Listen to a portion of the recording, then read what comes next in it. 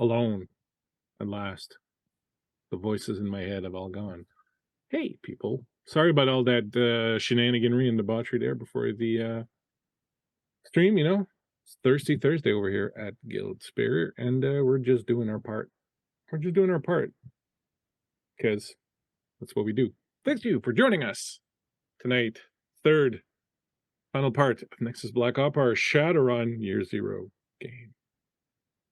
My friends, let me introduce you to all the beautiful duck faces that are staring at me from the screen right now. Well, one of them's beautiful. The rest? Thank you. We're talking about Dave, right? I'm not saying which is which. That's what I heard. Nah, I know I'm fine. Don't play with me. Dude, you got that sweet, silky voice. You got those sweet wrestling belts. All right. You know, do you have a luchador mask? Because if you do, I'm coming over. Oh, he does. Of course he does. Is it the kind with the zipper across the mouth? Bring out the gimp. This is a particularly thirsty Thursday, everyone. Oh my God. Oh, he had to put his camera off. Oh, no. For it. He's like, no, I can't show this on stream. No, I can't show this on stream. No, this one's not going to work. We'll get kicked Dig off through my of this box thing. real quick here. Oh. Fuck yeah, dude. Hell yeah. Here we go. I'm confused and Badass. aroused. Right. We're going to top rope this thing. I'm We're going aroused to and top rope it. confused. Mm-hmm. Fucking awesome. That's beautiful. What's your Oh my luchador? God. Nacho Grande. Not what? Nacho Grande. Oh, man. That's genius. That's amazing. You're muted. I wish you weren't muted. I want to hear that voice. Said I'm the lead chalupa. Oh. Don't worry about it. Jumping to you off the top rope from the high rise, giving you the hardest elbow you've ever gotten in your life. I'm going to stop now. You'll want him to pin you for Why? Why They stop, call dude? him Silk. Because we have things to do tonight. Oh, yeah. My friend. We're not doing it? I thought we were doing Yeah, it. I thought this was it. Thank God we don't have any sponsors. Not anymore, we don't. Right? Sponsored by Durex. All right. Phew. Zen. That would be a great sponsor. Here we go. My friends, I'd like to introduce you to the one, the only, the fantastical, Mandy. Oh, damn. Yeah. What an intro. Hello, everybody. I'm Mandy, or the Mandy, as you know me all over the internet, professional dungeon master, and I apparently also can have a silky smooth voice when I really try. Tonight I'm playing Candy, the technomancer. And yeah, that's me. Hi, everybody. We're back. What we should do is have kind of a silky smooth voice off, and then we'll have the fans, the watchers vote, and whoever wins gets an extra. Oh, if there's going to be a contest, Man, then I was going to inadvertently start that without even saying anything. But you know what? Since you said it, we all got to just keep going with it. So, Got to keep going with it. Hold on, let me try mine. Next up, we have Kevin. How you doing, Kevin? hey. How you doing out there, everybody? So glad to have you here on Guild Superior. I'm Kevin. You can find me online at the socials at KevRan Games. I am also a Dungeon Master doing cool stuff, but today I'm playing our former doctor and now current Hermetic Mage, Merlin. So I'm glad to be back, and we're going to finish out this Shadowrun and beat the devil down. So thanks for having me back. We'll see. We'll see if that's how it rolls. Next up, the man might need an introduction, but the voice doesn't. The man known in certain quarters as the San Antonio Drift, in other quarters as Silk Guacamole. And that's right. If you need something silky, smooth, spicy, and tangy all at the same time, the San Antonio Drift, the Silk Guacamole has it for you. And if that's just too much for you to bear on a lonely Thursday night, you can always call me. I'm Ian, or your boy Big on all other social media. I am playing Slade, the elf face, and he's got high personality and higher heels to match. So, Thank you so much, Ian, for being here once more. finally, the Minnesota Marvel. No, I'm not going to continue that. The Minnesota Marvel, Dave Grandmason. What's up, Dave? Hello. I'm Yeah. gonna try my best to be sexy because that's what we're doing tonight, baby. Out of breath because it's so fucking hot in here, baby. Just you, me, and about 1 million followers on Twitch. I'm sweating and I'm breathing heavy. And now I'm actually breathing heavy because I'm out of shape. It's the most realistic ending. Hello, everybody, and welcome back to Guild Superior. I'm Dave, and I'm playing Lorenzo, who actually is probably kind of sexy if you think about it. So when I play Make Believe, I like to get real juicy. Or no, I like to be thirsty.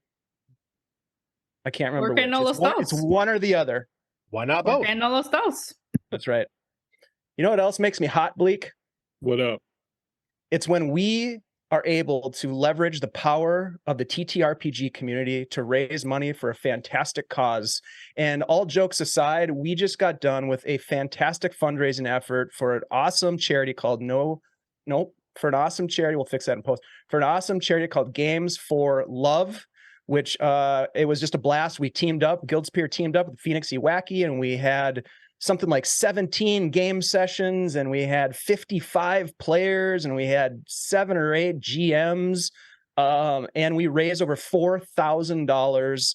It was a lofty goal. I didn't know if we'd be able to do it, but the community came through and we did. So thank you to everyone who was a participant through your donations, through helping to spread the word, through your support. We appreciate you very much. And thanks to Games for Love for all the great work that they do to bring hope and joy to children's lives when they are in situations that aren't that great, when they're in hospital stays and they're looking for a little bit of joy, a little bit of fun. That's what Games for Love does. So thanks, everybody. Appreciate you all.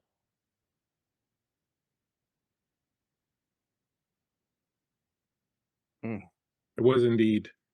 It was indeed a lot of fun. We had great games, successful fundraiser. You know, good. Feels good, man. It's what we do. Thanks, everyone. And Scottish Jeff is still my hero. I don't know who came in after Scottish Jeff and ruined the entire thing, but Scottish Jeff, you will forever be Rocky Balboa to me. That's all I gotta say about that. $4,000.69. Nice. My friends, we are here playing Shadowrun tonight. I myself am Bleakseason. You can find me at the Bleakseason in all the places. My right-hand man, my left-hand man, my right leg also, and part of my back. Andy, producing the show. Andy G3D in the house, pushing the buttons, pressing play, moving the maps around. The awesome music you're hearing is by Carl Casey. Please give Mr. Casey a check. Not a check, but a checkout. Check out. Give him a check. Check him out. Do all the checks. You probably like a check. I don't know. Exactly. Yeah, he might like a check, you know. Do checks still exist? I don't know. My friends, we're going to use some maps tonight because, you know, maps are fun. And we are using maps by Mega Friend Solution as well as Animated Dungeon Maps / Cyber Maps. And what else do we got? We are Guild Superior. We play a lot of games like this one, like The Walking Dead on Saturday, like Heroes of Greyhawk on Tuesdays. We play games. What we do when we're not raising funds, we still play games because, you know, we don't just raise funds, we raise fun. Ooh, can we get Ian to say that in a sexy voice? We here at Guild Superior, we just don't raise funds. We raise fun. So yeah, meet us here every day of the week, especially on Thursday, because if you're thirsty, we got what you need here at the Guild. Our milkshake Granted. brings all the Yep, there it is. I think our work here is done. We're just whoring Ian out at this point. Like, what else can we get him to say? yeah. And I'm having the time of my life. You're a good sport. The time of my life. All right, my friends. So when last we met, you had traveled north to Hudson's Bay. You are looking for a place called Erebus which is some sort of computer bank bunker thing hidden under the cold, icy waters of Hudson's Bay. You need to access that so that you can get your hacker, your technomancer Candy in there to access the computer core. The way you decided, you had several options open to you, including, radiation flooded tunnels, which you wisely chose not to use. But you found yourselves approaching the Medvedev heavy cartage base that was there. You realized that something had happened. One of the employees had gone a little off his rocker, had shot and killed most of the other employees, and said something about the fact that he was coming. You don't know who he is, but when you were at the base, you heard that song that you've heard before, the devil being outside your door. You took a few moments to brace yourselves, to barricade yourselves in and take a look and make sure that you weren't being stalked, and eventually the song faded away. And then one of you, whoever is the smartest in the bunch, said, look, we're probably going to need to leave because it's probably a bad idea to hang around here too long. And so you got in one of the little torpedo subs from Medvedev and started descending down into the water towards Erebus. As you go down, you notice there are several underwater drones that are floating around the base. They appear to be not functioning, like they're just kind of free floating, but then as soon as your sub arrives at a certain distance from them, you can see the lights come on and they activate and scanners sort of come up. But thanks to Candy, your technomancer, you managed to avoid their detection and slip quietly down further into the water, approaching Erebus. The facility is concealed within the cold and dark waters, is a haunting expanse of metallic grace and ethereal beauty. Its structure is an intricate web of gleaming steel and reinforced glass, designed to withstand the crushing pressure of the depths above and the unrelenting force of the frozen sea. Bioluminescent organisms cling to the surface of the facility, casting an otherworldly glow that dances across the surrounding abyss. As you approach, the facility's outer shell shimmers with a faint, ever-changing iridescence, designed to blend seamlessly within the shifting currents and conceal its presence from prying eyes. Swarms of sentinel drones, intricately designed in camouflage, glide through the water, surveilling any potential intruders. Their streamlined forms blend seamlessly with the natural oceanic world, their sensors and weaponry hidden beneath their sleek, armored exteriors. The central hub is a breathtaking marvel of architecture, a vast, transparent dome of high-impact grade plasteel. There are no lights on, and the place looks, for all intents and purposes, empty. Just a vast, sunken information treasure hoard, ripe for the plucking.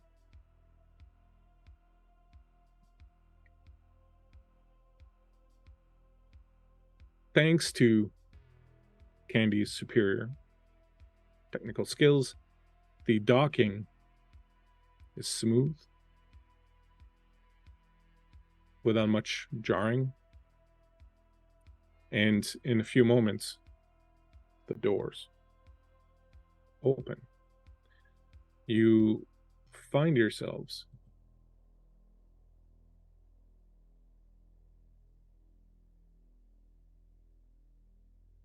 somewhere.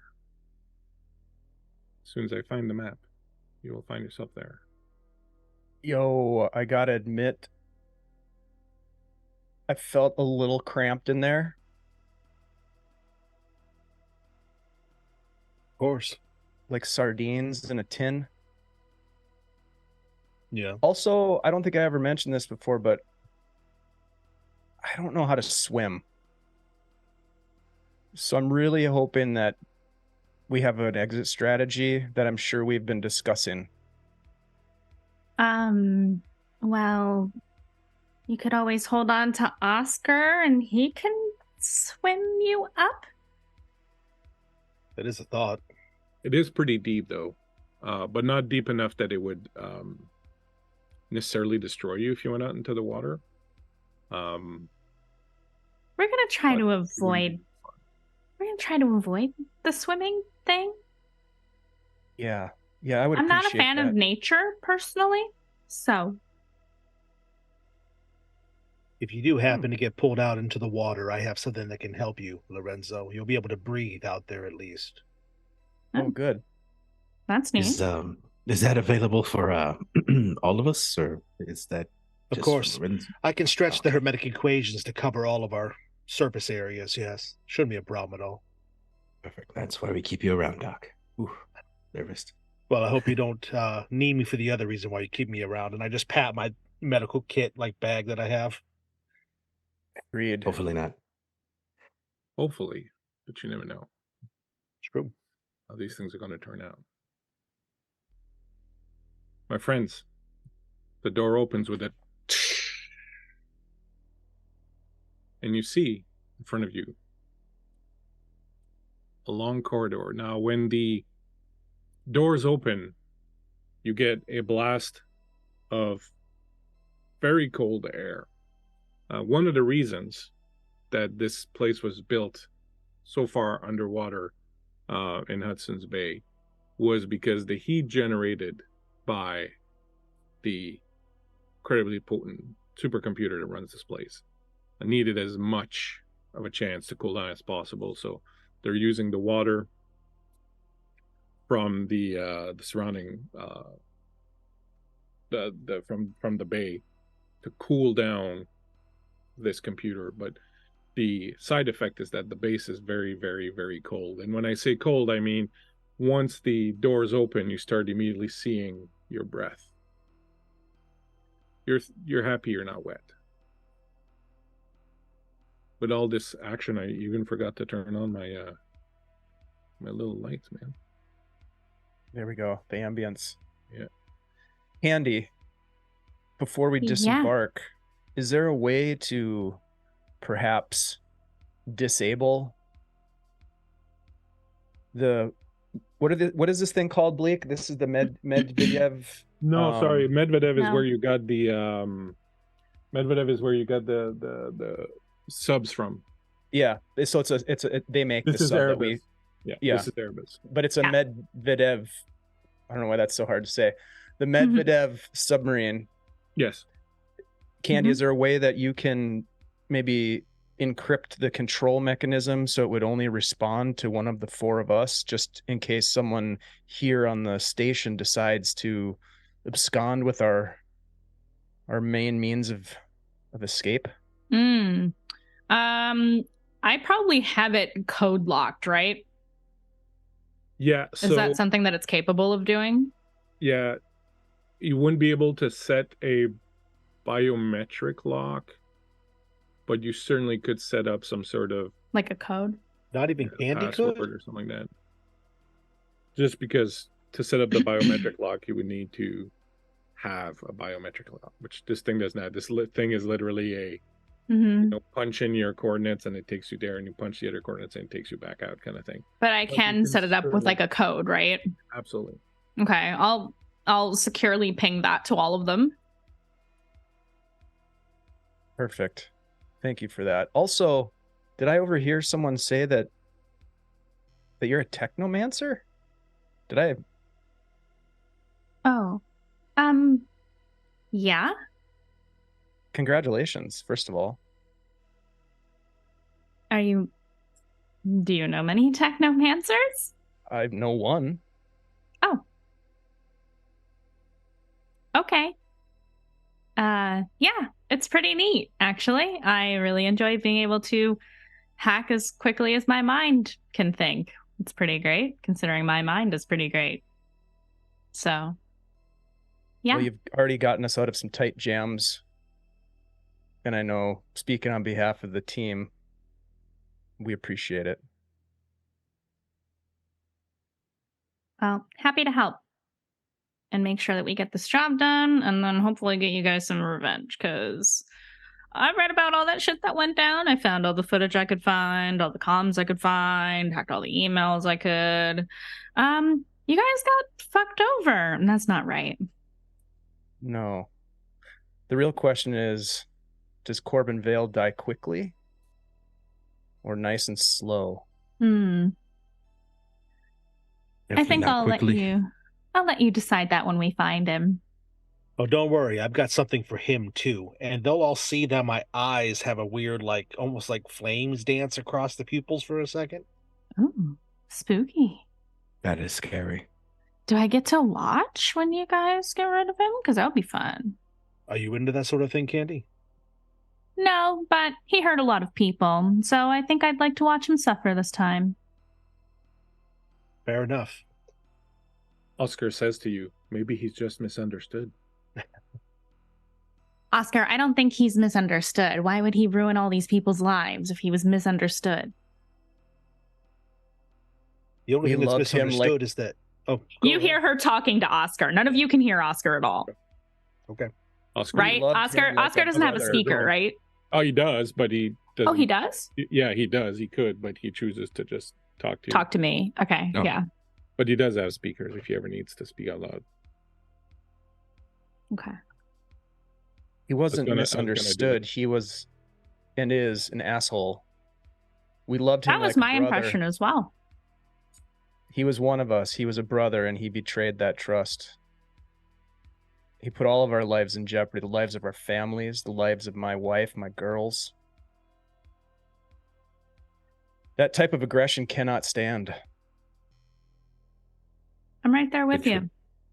Definitely wouldn't warrant a quick death, and definitely not a nice one. Slow? Yes. Very slow. We are messed up, and I love it. It's going to be crazy. Oscar First beat- things first. goes down. Then goes Oscar does what? Oscar went down The the hall. thing, and now he's into the base scanning, and he brings you back Mm-hmm. an image of that next map there, so you can see that there's a corridor. You can see three Oh. doors and another corridor that goes. I would like to, before we go in there, if I could, I'm going to just look at everybody. Give me a moment, please. And I'm going to lower my head, and I'm going to lean in a way so I'm actually leaned up against the wall of the sub.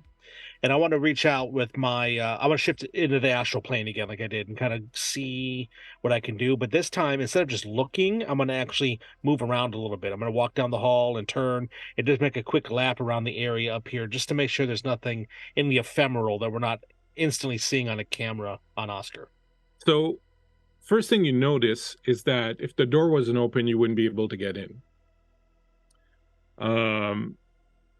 One of the ways people prevent people like you from astrally projecting into a building, if they have the means, is they inject what's called fat bacteria into the wall. So it's living matter that is sprayed inside the wall, so that because you can't pass through living pass matter, through you it, can sure. just pass it. So with the door open, you're fine because you can go through that area that the door is open. So the first thing you realize that the walls are loaded with fat bacteria, so you can't go through the walls. However, you can go inside. Now, when you go inside, you don't detect, the place is very, at least for now, sort of as far as where you can tell, the place is very dead. It is absolutely 100% aside from the fat bacteria in the wall, 100% technological. It's just this big gray lump of metal that sits there. There are no spirit guardians or anything like that you can detect. Now, Okay. there would be spirits. Any place that has people in it for any number of time or would have like a spirit of place, so you could potentially summon some, but there are none right now like as guardians or anything like that. Gotcha. Perfect. Okay. But you can slip through, and one of the things, I don't know if you'll remember, but when you are in an astral and you're looking into the real world, you just see kind of like shades of gray, really. You don't really see details, like you wouldn't be able to see, like, if there was a painting on the wall, you wouldn't be able to tell what the painting's about and so forth. So you kind of see the general shape. Imagine like a cube rendering of, the space. You see like the shape of the corridor, there's a door there. You can see Oscar. Gotcha. Yeah, absolutely. And after I make this pass, I will eventually, my astral form will drift back, and then they'll see me raise my head, and the way appears to be clear, at least for now. While he's doing that, because of my understanding of where I need to go and what I need to do, is it reasonable to assume that the rest of this place operates in the same way? It's all closed. It's not something I can hack into as we walk around. It's not necessarily, No, I have once to you're physically inside- access everything. Once you're inside, you'll be able to access things, Okay. but you have to be inside, and you probably have to be closer than you normally would be. So the default is going to be, it has to be in your line of sight. So with this knowledge, I look to everyone and I do explain that to them. Like, you guys have to go first. I have to get closer than I normally would get in order to hack things and get us places. I do also want we're playing on hard mode right now. I also want to specify that you can do it through Oscar. So as long as it's in line of sight. Oscar. That's cool. I share that with them as well. I also recall mention of countermeasures that we should all be very aware of. Something referred to as black ice. I don't know what that is, but it sounds bad.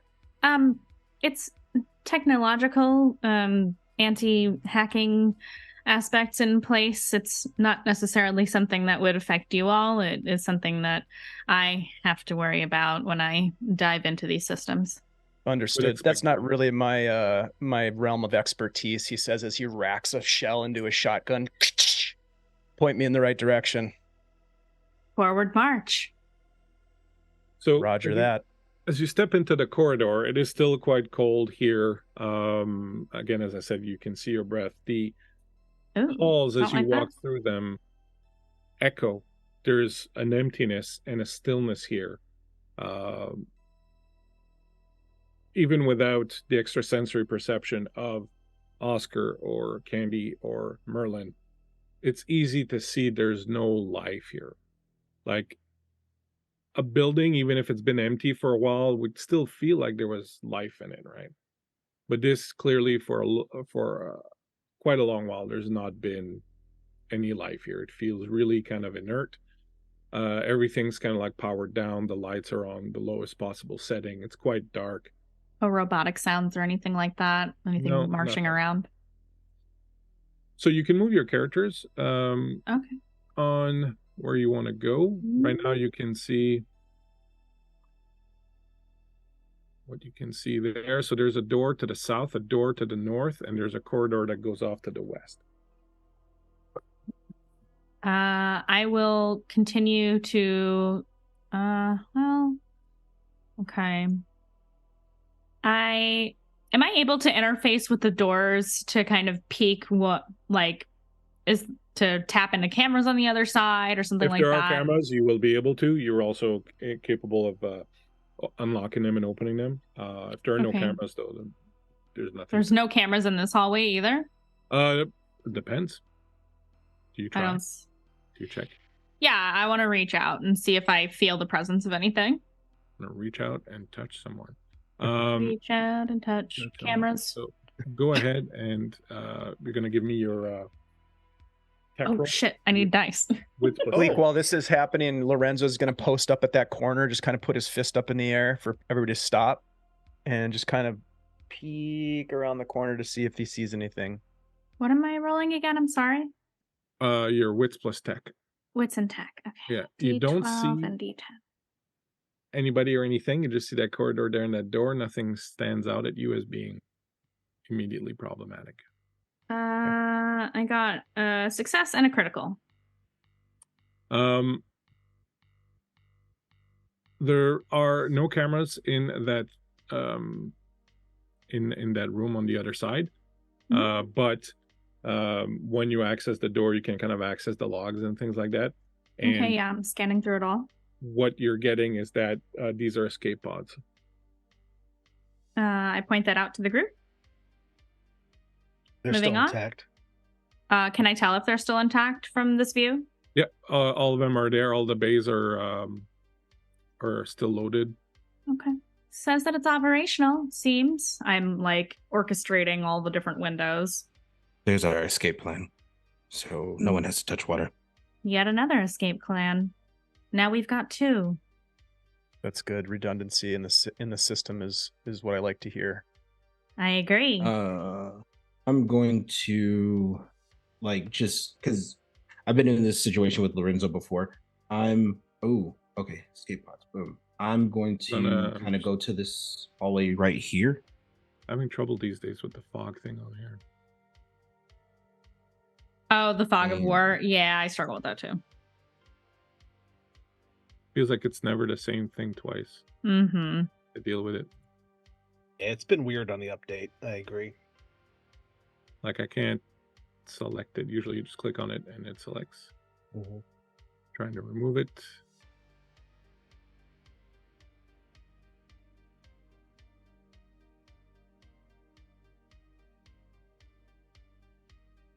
Like I can do this. Ooh, spooky. But That's then when I right. let go, it doesn't. Oh, it goes away. Yeah, it doesn't. Oh yeah, I was having that Womp womp. problem that one time.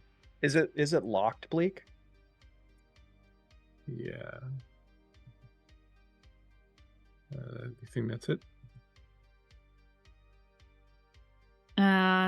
As I describe to them, well, you fix that. As I describe to them what's in the room, I say, well, I think we should try the end of the hallway next. And then if that's not what we need, we'll go down the hall, the other hall. There you go. Oh, there we go. Oop, I did not mean to grab that. Sorry. Ooh. That was an accident. I'm sorry. You moved the pause. I moved it. I moved the Place pause. is alive. The whole place comes crashing in on itself because I moved the fucking map. Yeah.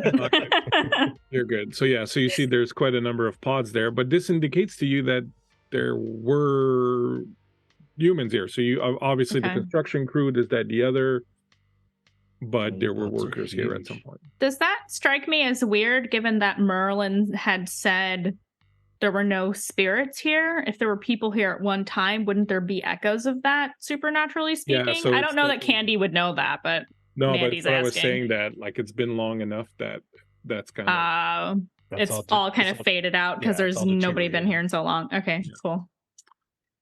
so We'll stop focusing on that then. you're moving up to that corner. Yeah. also I'm gonna running point, so just taking cover at point into the next hallway. If Oscar's need to, gonna- providing cover for anybody. Oscar's gonna stick with you for sure. Oscar will go out. I feel like I've talked to Slade to be like, let Oscar go before you. I can always repair him. He will remain intact. I back him up every day. He'll be okay. Have you backed up so your drone today? he'll look out, slowly around the corner to kind of detect around the corner here to see what's down the hallway. Man, the shadow of war is killing me.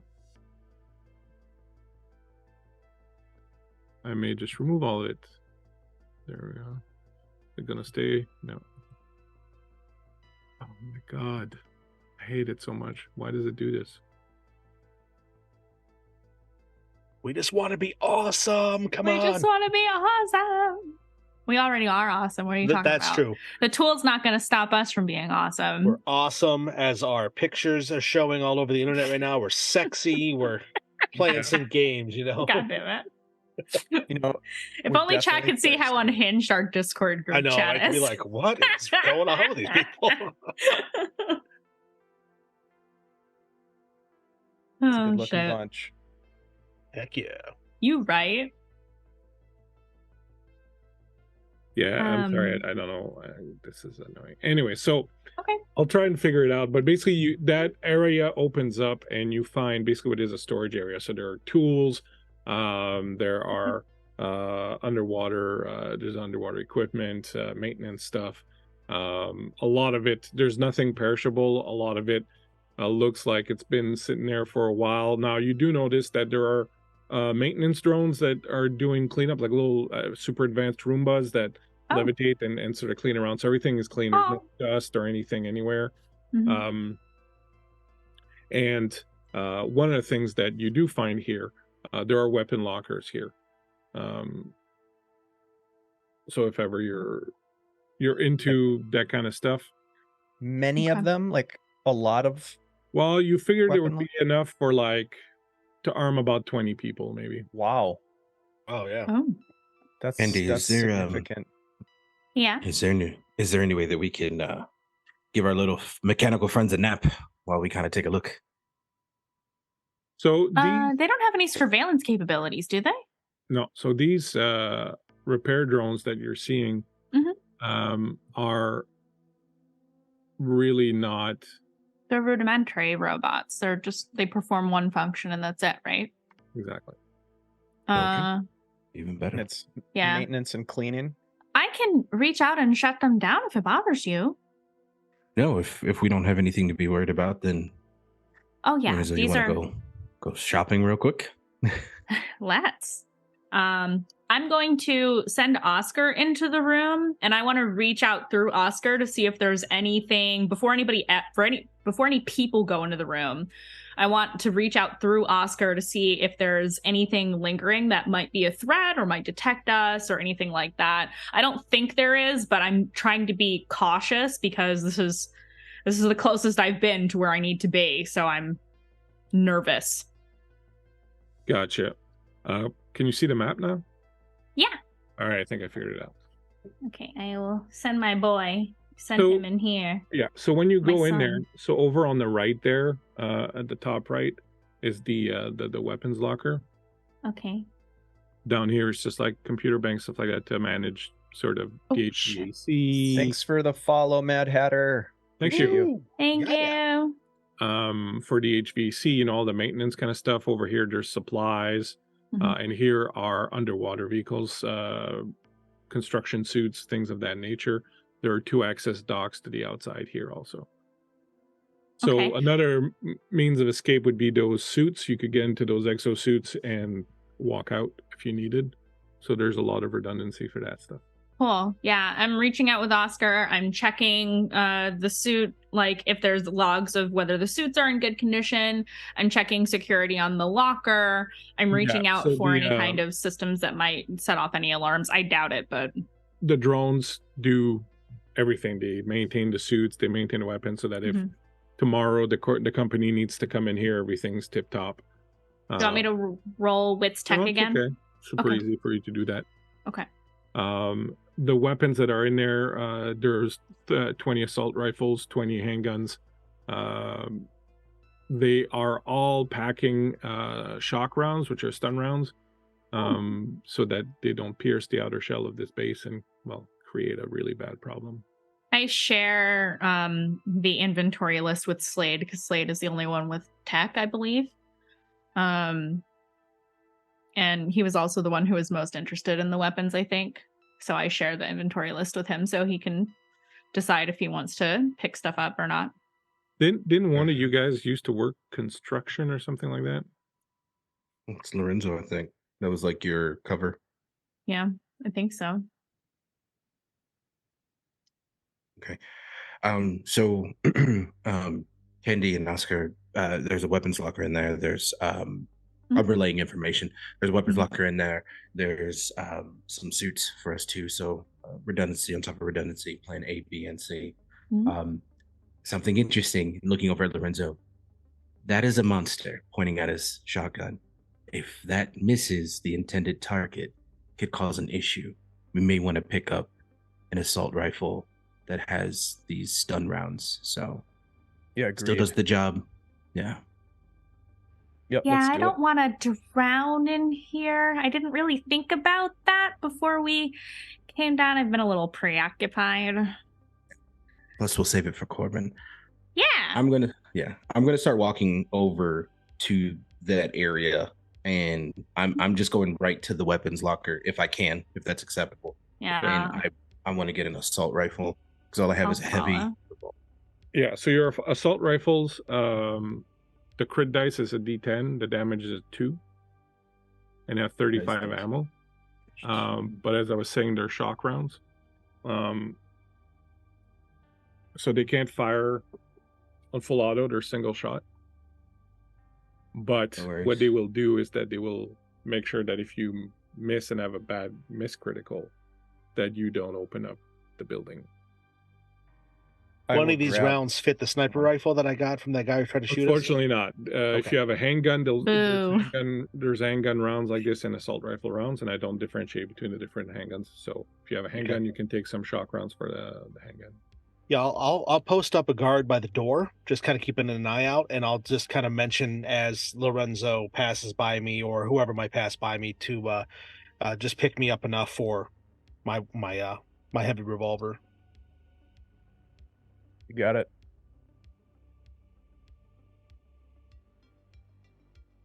You managed to get that. You also find some security armor in here.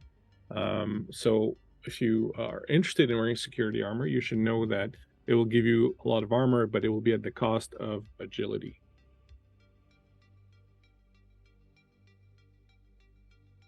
Which does affect your shooting, right? Yes. What's the protective benefit of security armor, Bleak? Security armor is 2d12, and the agility is 2. Is it cute though? If you want it. Could be. There's tons of spray paint there. You could like. Yeah, but what color is it? Is it Gucci? I need to know. I've got tactical armor already. I think I'm gonna just stick with that for the moment. I've got my tech jacket, so I think I'm okay. Jacket, so I can't possibly give that up. Yeah, same. You also find like first aid stuff. So if ever you need trauma patches or anything like that, you have whatever you need. We don't. I point that out to Merlin. Gear up montage. You're a doctor, Yeah, right? should we just load up? Yeah, just like gearing up. You know. Wait, should we call you Dr. Merlin? Oh, come on. If it makes you feel better, you can call me that, but Merlin's fine. Okay. I definitely feel like right now in the weapons log, everyone's watching. Yeah. So yeah, so you can get the assault rifles, you can get handguns, the you can get montage. shock rounds for them, and you can And the montage, right? Please. and the montage.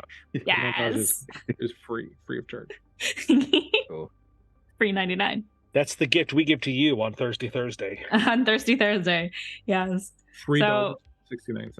So the doors, actually, before I leave this area, so the doors to the west and the north, looking at the map, are okay. So they're not exits really, unless we're planning on swimming or whatever. Well, yeah. So that's it. So you could get into one of those suits, for example. Then you'd walk into the lock, And it would close scoot behind out. you, then it would flood, and you would walk out. Okay. So after and these we are get the that, suits, right? Over here. Where yeah, I'm those are doing- the suits.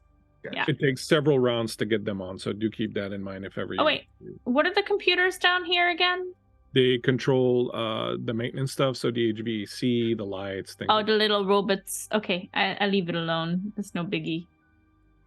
Unless it looks disabled, like on the other levels, or is it just for this room? No, it's not that it's disabled. It's just that they're on low maintenance. On low. Okay, cool. I don't care about it then. Is there any way that we can glean the proper direction instead of like? Well, right now to there's aid only us? one direction. There's totally just the door. And it's Harry Styles. I was gonna say, Oh, and it's watermelon sugar high. Okay, so we can only the direction we're going is the only direction that's opening up right now. Yeah. So you get up to that door. Yeah. You will unlock it fairly easy. I'm not gonna make you roll for unlocking it. Oh, sweet. Okay. Do that easy enough. I look at the boys and I go, abracadabra, and the door unlocks. Isn't that my line? Oh, Yeah. right. Sorry. So I'm probably driving Andy nuts because Testing it out. These maps like this, and some are like this, and our map window is like this. But Sorry, Andy. Nice. You're the real MVP, buddy. That's it. MVP. I tried to make sense with the doors, where the doors were on the map. So up ahead, when the doors open, you are greeted by lights, sounds, and what appears to be a sort of cafeteria or lounge area. Huh. So clearly at some point, you know, there were workers here, there were people staffing the place. Okay, this is so petty. Can I hack the fucking vending machines?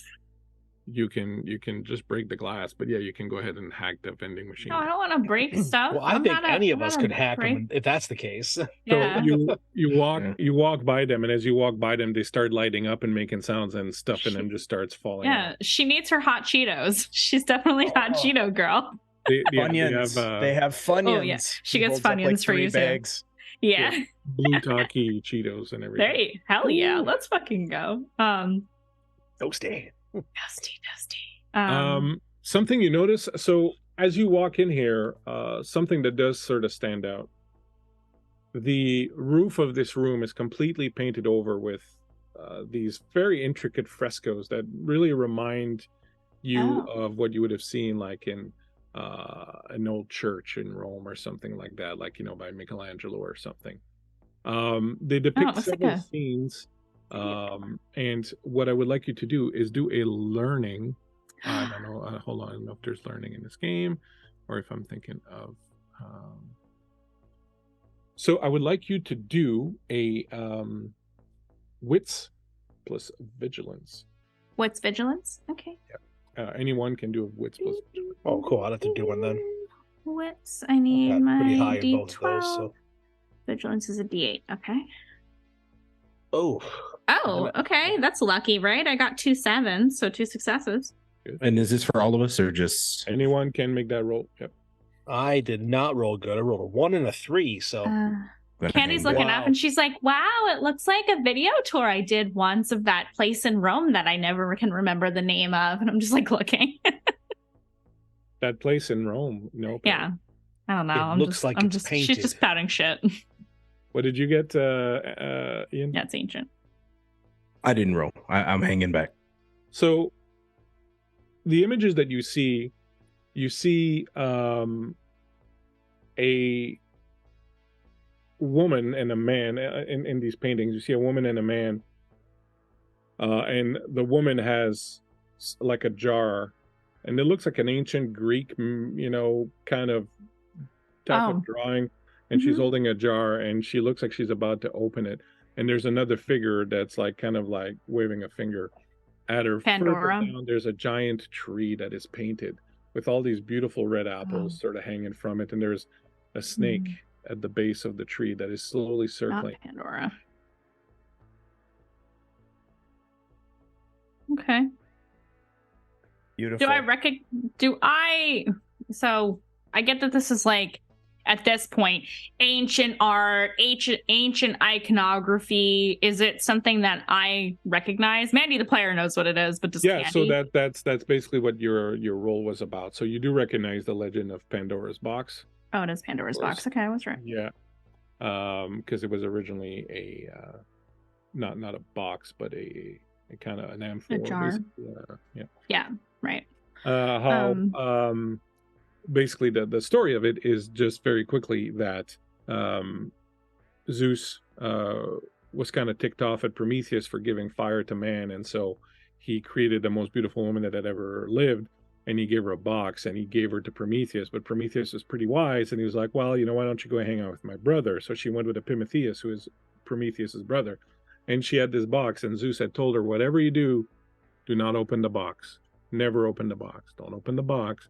And of course, at some point, Pandora opened the box. And what Zeus had put in there were all the bad things in the world: sickness, disease, war, hatred, jealousy, all those things. And they all spilled out into the world. And when she saw that all these things were spilling out to her, she tried really quickly to put the cap back on and only managed to stop the last thing from coming out. And the last thing that was in the jar, at the bottom of the jar, was hope.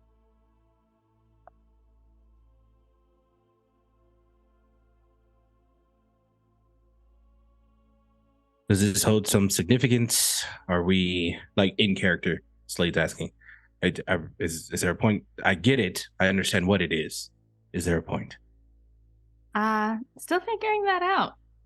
And the other one is the tree of knowledge, right? So in Christian mythology, the idea that there is a tree in the garden, and God comes down and he tells Adam and Eve, you can do anything you want. You can literally do anything you want. Just do not eat the fruits off this tree. And then he puts the tree right in front of their house. Hey, Bleak. Yeah. The computer's not in the ceiling, is it? No. Okay. I was gonna say that's fucked up. You're gonna make me go up there and hack stuff. No. All right. Spider cool. climb. Spider. Yeah. I what mean, the fuck? I'll just hang on to there's- Oscar and hope for the best. Like. There's obviously a theme here. It's all about It's- choice, really. It's a matter of taking a stand and doing what you want to do as opposed to what you're told to do. Well, considering I keep hearing that song about the devil being at my door, I don't want to fucking. This is crazy. I don't like this. Choice. Just want to get it done. limitations, Here's the problem with a restraints. choice, though, is you don't know the outcome of a choice until you make said choice. Both of these choices, according to the legends, are choices that resulted in terrible catastrophe to those who made that choice. This could be a Because they warning. lacked faith. That, and they sought knowledge, forbidden knowledge that was best left alone. Look, this is creeping me out. Seeking temptation. It's Oh. if you think about it, it all kind of like revolves into one, right? The biggest Or it could- temptation of go ahead. I was gonna say, or it could just be a painting. It's never just a painting. These types of these parables, these stories, they hold meaning, right? It's faith-based, right? Trusting in something outside of yourself to know that this is the right direction, and then going against what you believe in an effort to soothe your hungers, your humanly desires, your temptation, and it ending up dreadfully terrible. Why in This the is- cafeteria is my question. I mean, a Gluttony is one of the lobby- biggest temptations ever. Well, you know what I have faith in? Myself and the deep resonance. And that's it. And there's nothing wrong with that. That is a strong faith to stand on. While I they're would like having to- this Oh, go ahead. conversation, I want to reach out through Oscar and see what I can see. I was about to say, I want to reach out with my astral senses and see if there's anything. I want to actually, like, Reach out my and spirit will touch like stuff. leave my body and go up to the ceiling and float around it for a minute and kind of Spooky. investigate it. Maybe go through it a little bit, see what's on the other side, if it's just a fresco or if it's something different. So you can go ahead, Kevin, and Yo. give me an empathy and insight roll. And Mandy, you are checking. I missed what you want to check out with your. Well, I see the door off to the right here, I presume, because there's like Yeah. this divot. Yeah. Okay, cool. Just making sure I'm not accidentally metagaming. So door, tech in the room. I'm gonna reach up towards the ceiling with my mind as well, because I feel like it's sus up there. I don't know if it's just symbology or whatever, but it feels sus to me. So I'm just reaching out for anything I can tap into from here. Okay, so you can give me your wits plus tech roll. Okay. Kevin, what did you get? I got one success. So as your body you sit down, your body droops to the ground, and your spirit leaves your body, and you go into the astral space.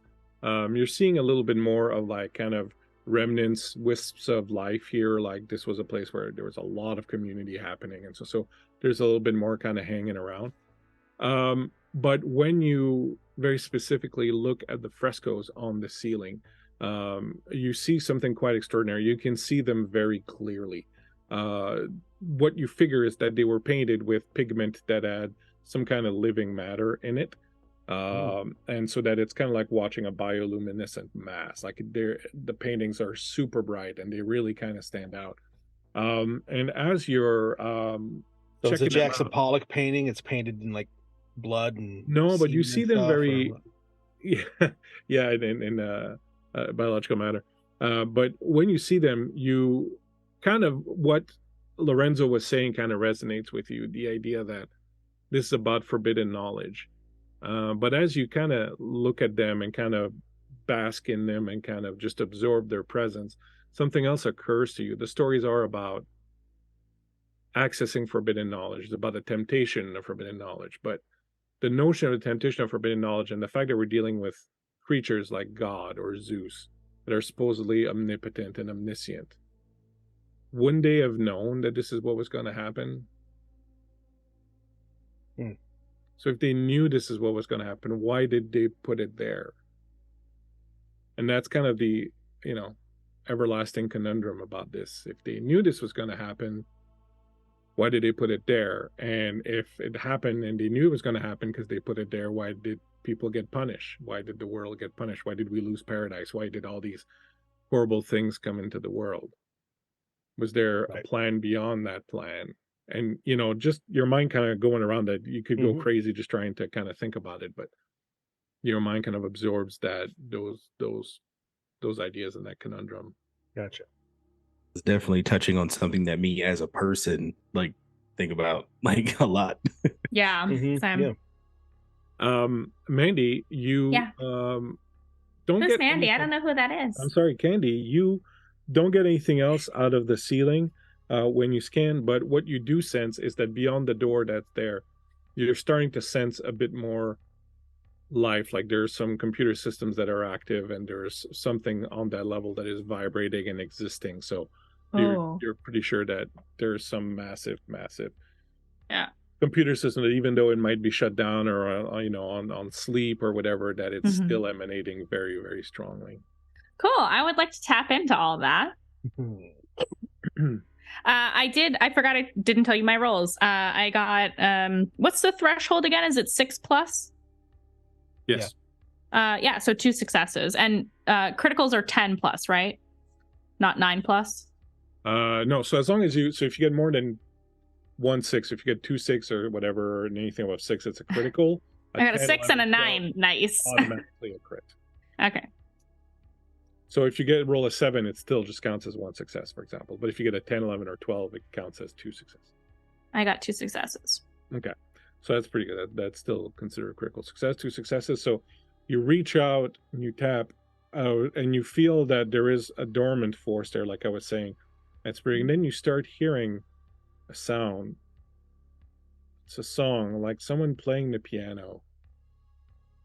Playing the piano and humming a tune, and you can't quite place it. But it doesn't sound menacing. It sounds like a song that you might hear in a bar as you walk into a comfortable neighborhood bar where everyone knows your name, right? This piano player is playing this song that you've heard 100 times. Go in there, and it's kind of like a crowd favorite, and everyone's listening, like sing us a song, Mr. Piano Man by Billy Joel, that kind of that kind of vibe. So it's kind of inviting and calming and friendly. It's the Thong Song by Cisco. How fucking dare you? It's the bars that I go to. Yeah. She just kind of she's tapping into these systems to kind of dive a little bit deeper and understand what we're working with here. And she hears that music, and you all see her kind of swaying a little bit just because it's nice. Swanging. I want to do something interesting. While she's swaying, Mm-hmm.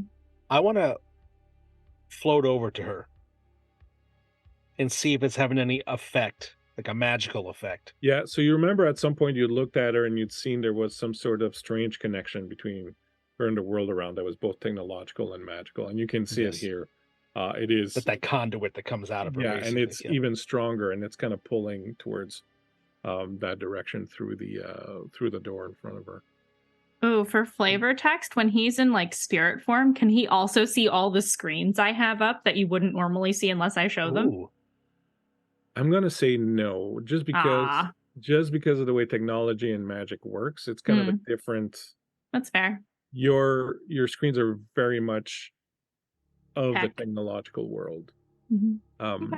The part of you that connects the magical and technological is not something that you control or have access to. It's like, no, I mean, that's good. That means he can't see that I'm watching 90 Day Fiance right now. Exactly. While I'm doing all this. No, I'm just kidding. She's my little ADHD goblin. That's why I love her so much. Andy's playing Galaga. I'm playing myself. As you do, as a hacker. Do look at her, also the song is having an impact on her, and the parts of her that aren't tech, like, you know, like Aurora and whatnot. Like you can see that she's feeling good. She's feeling, you know, like stress levels are going down. What a nice tune.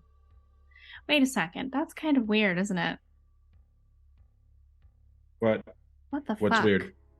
Well, I'm hearing some very nice music right now. You guys don't hear squat. It's silent out here. I wonder if it's the deep resonance or something that's here.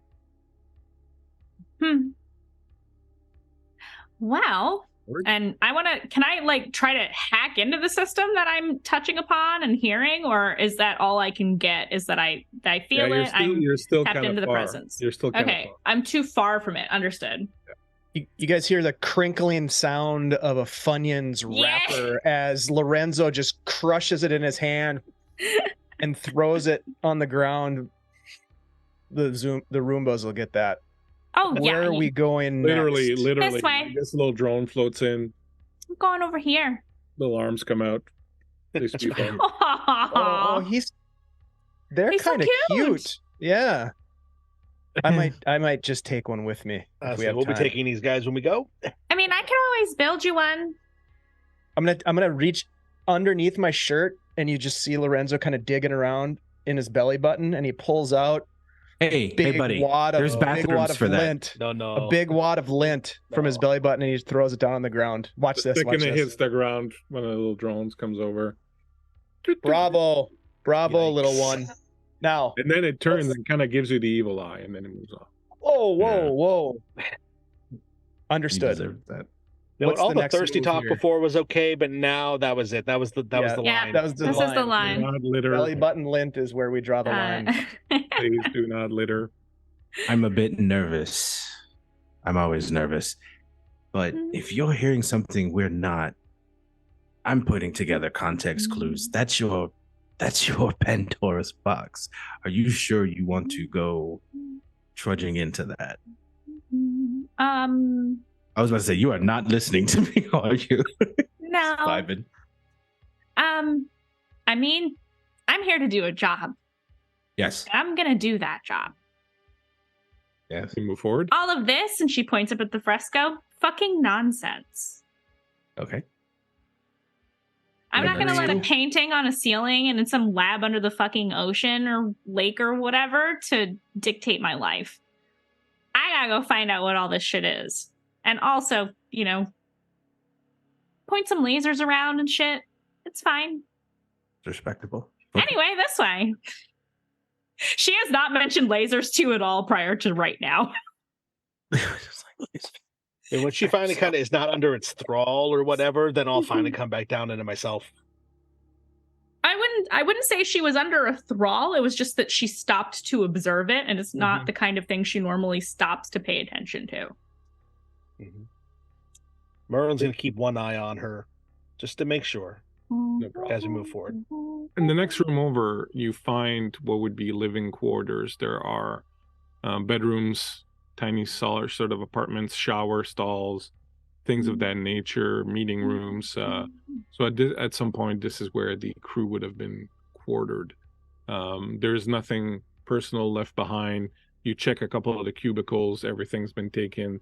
The drones have come in and made up the place. Everything looks spick and span. There is nothing left behind. So it doesn't seem like there's any human personnel present from what we're seeing there. Okay. Yep. Let's keep advancing. Eye on the prize here. Corben Veil is at the end of this thing somewhere. Yeah, Is the music getting louder as we're moving? Not yet. Okay. Maybe at some point. I'm just gonna say it out loud. I'm not the only one who feels like this is wrong, right? Not what we're doing, but the fact that there's not a single person in this station. Yeah. It's a little Well, suspicious, yeah. I mean, nobody's supposed to know about this, so I don't know. I'm not really sure. There's not a handyman, a No. lone person who missed the bus, anyone. There's no one. An old caretaker. Maybe they're all waiting for us at the bottom. Expect the worst. Well, I don't think it's a surprise party. So if they are waiting for us, it's probably going to be difficult. Well, wouldn't you be able to sniff them out if they had been here recently? Unless Yes. they're ghouls or something, whatever the fuck it's called. There's no such things as ghouls, Candy. No? Of course not.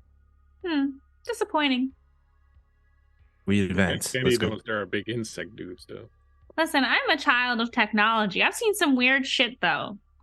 So I wouldn't be surprised if ghouls were a thing, too. Like, weird bug shit from other dimensions. That's Usually a thing. when I see weird shit, that means it's time for a call to the doctor.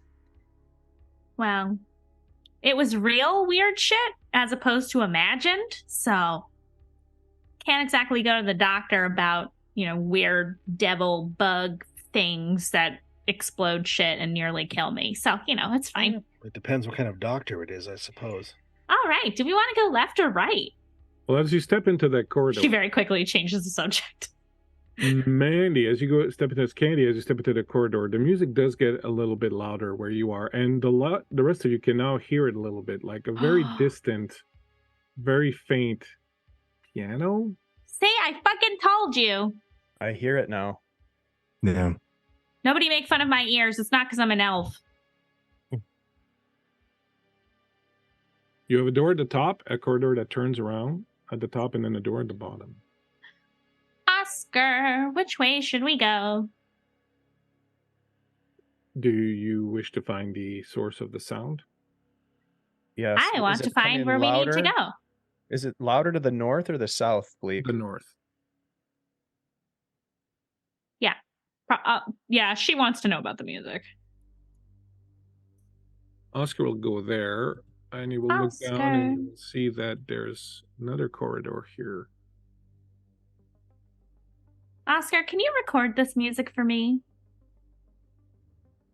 I'd Can like do. to analyze it later. Can do. Lorenzo's good. keeping an eye on the door to the south as they walk to the Oh north. shit. Okay. So the music is coming from the right corridor, not the door directly ahead of where I'm standing Yeah. right now. Yeah. Okay, Now that corridor's door is open here, it's a little louder, but you can see there's been some damage to this corridor here, like pressure maybe has crushed it a little bit. It looks like some of the parts, there's sparks coming down, and some of the fixtures are kind of hanging down and whatnot, as if there's been like a bit of a seismic shift maybe or something at the bottom of the ocean, and this tunnel, which is kind of a long tunnel, has shifted somewhat. So it's literally just that. There's no evidence of a struggle or anything like that. No. Am I getting any smells or senses of weird bug shit again? No, the air is completely purified, and you don't get any sense that there's, weird astral bug stuff going on. Well, that's good, because I would hate to fucking deal with that again. I'm gonna walk down with Oscar. I'm gonna have Oscar go ahead of me. Eyes peeled, little buddy. It looks like there's some damage to this corridor here. You move down the corridor? Yeah, he's moving ahead of me.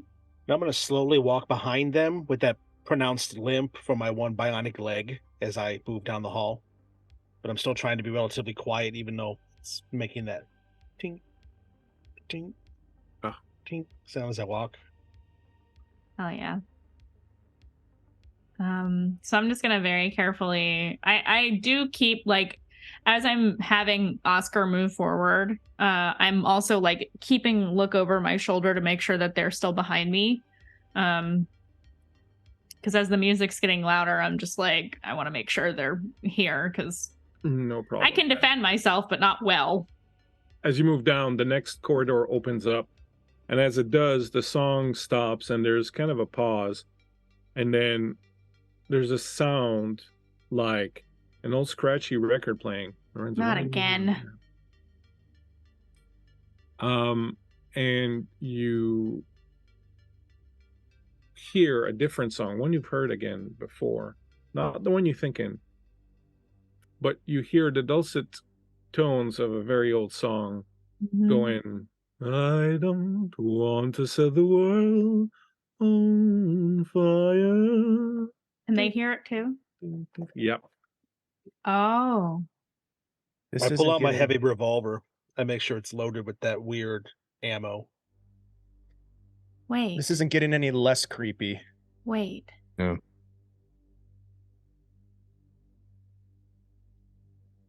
Is this what I think it is? Yes. What do you think it is?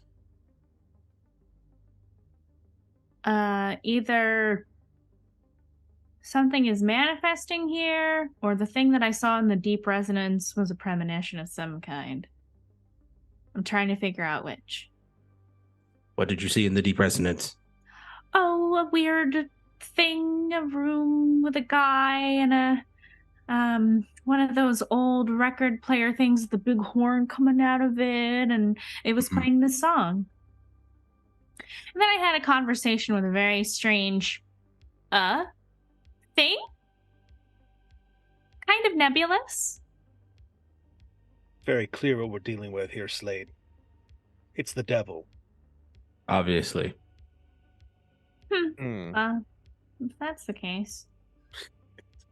You believe in those Good joke. superstitions, do you, Merlin? I certainly don't. God Didn't and the catch devil? my sarcasm, or No. Well, hold on. oh, Listen, apologies then. let's not as a character, not as a player. Superstition, as they may in some situations, they do fall with some importance. Of course, of course. Nevertheless, it's creepy as hell. And if this is what we are walking into, Candy, what can you tell us about what we're going to be up against? I mean, does this have anything to do with the actual mission that we're on here? Honestly, not sure. Hoping it does. Because I don't have, Bleak, I don't have maps of this place because there aren't any. They don't exist. There's no blueprints. I wasn't able to find anything. Okay. Well, if the two aren't connected, that'd be one hell of a coincidence. That's why Either I think way. they are connected. We're going to find out who's making this music. There's only Wow. one choice left to us, and that's to press on. Yep. Was that sarcasm? No. Okay, good. Just double checking.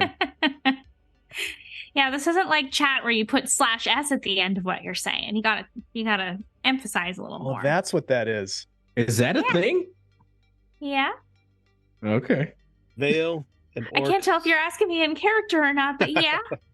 Little column A, little column B. Veil and Orcus are going to pay for what they did to us. This is merely a step. Agreed. Step forward into the next corridor. Ooh, I'm moving stuff. I'm so sorry. Ah! I wasn't trying to.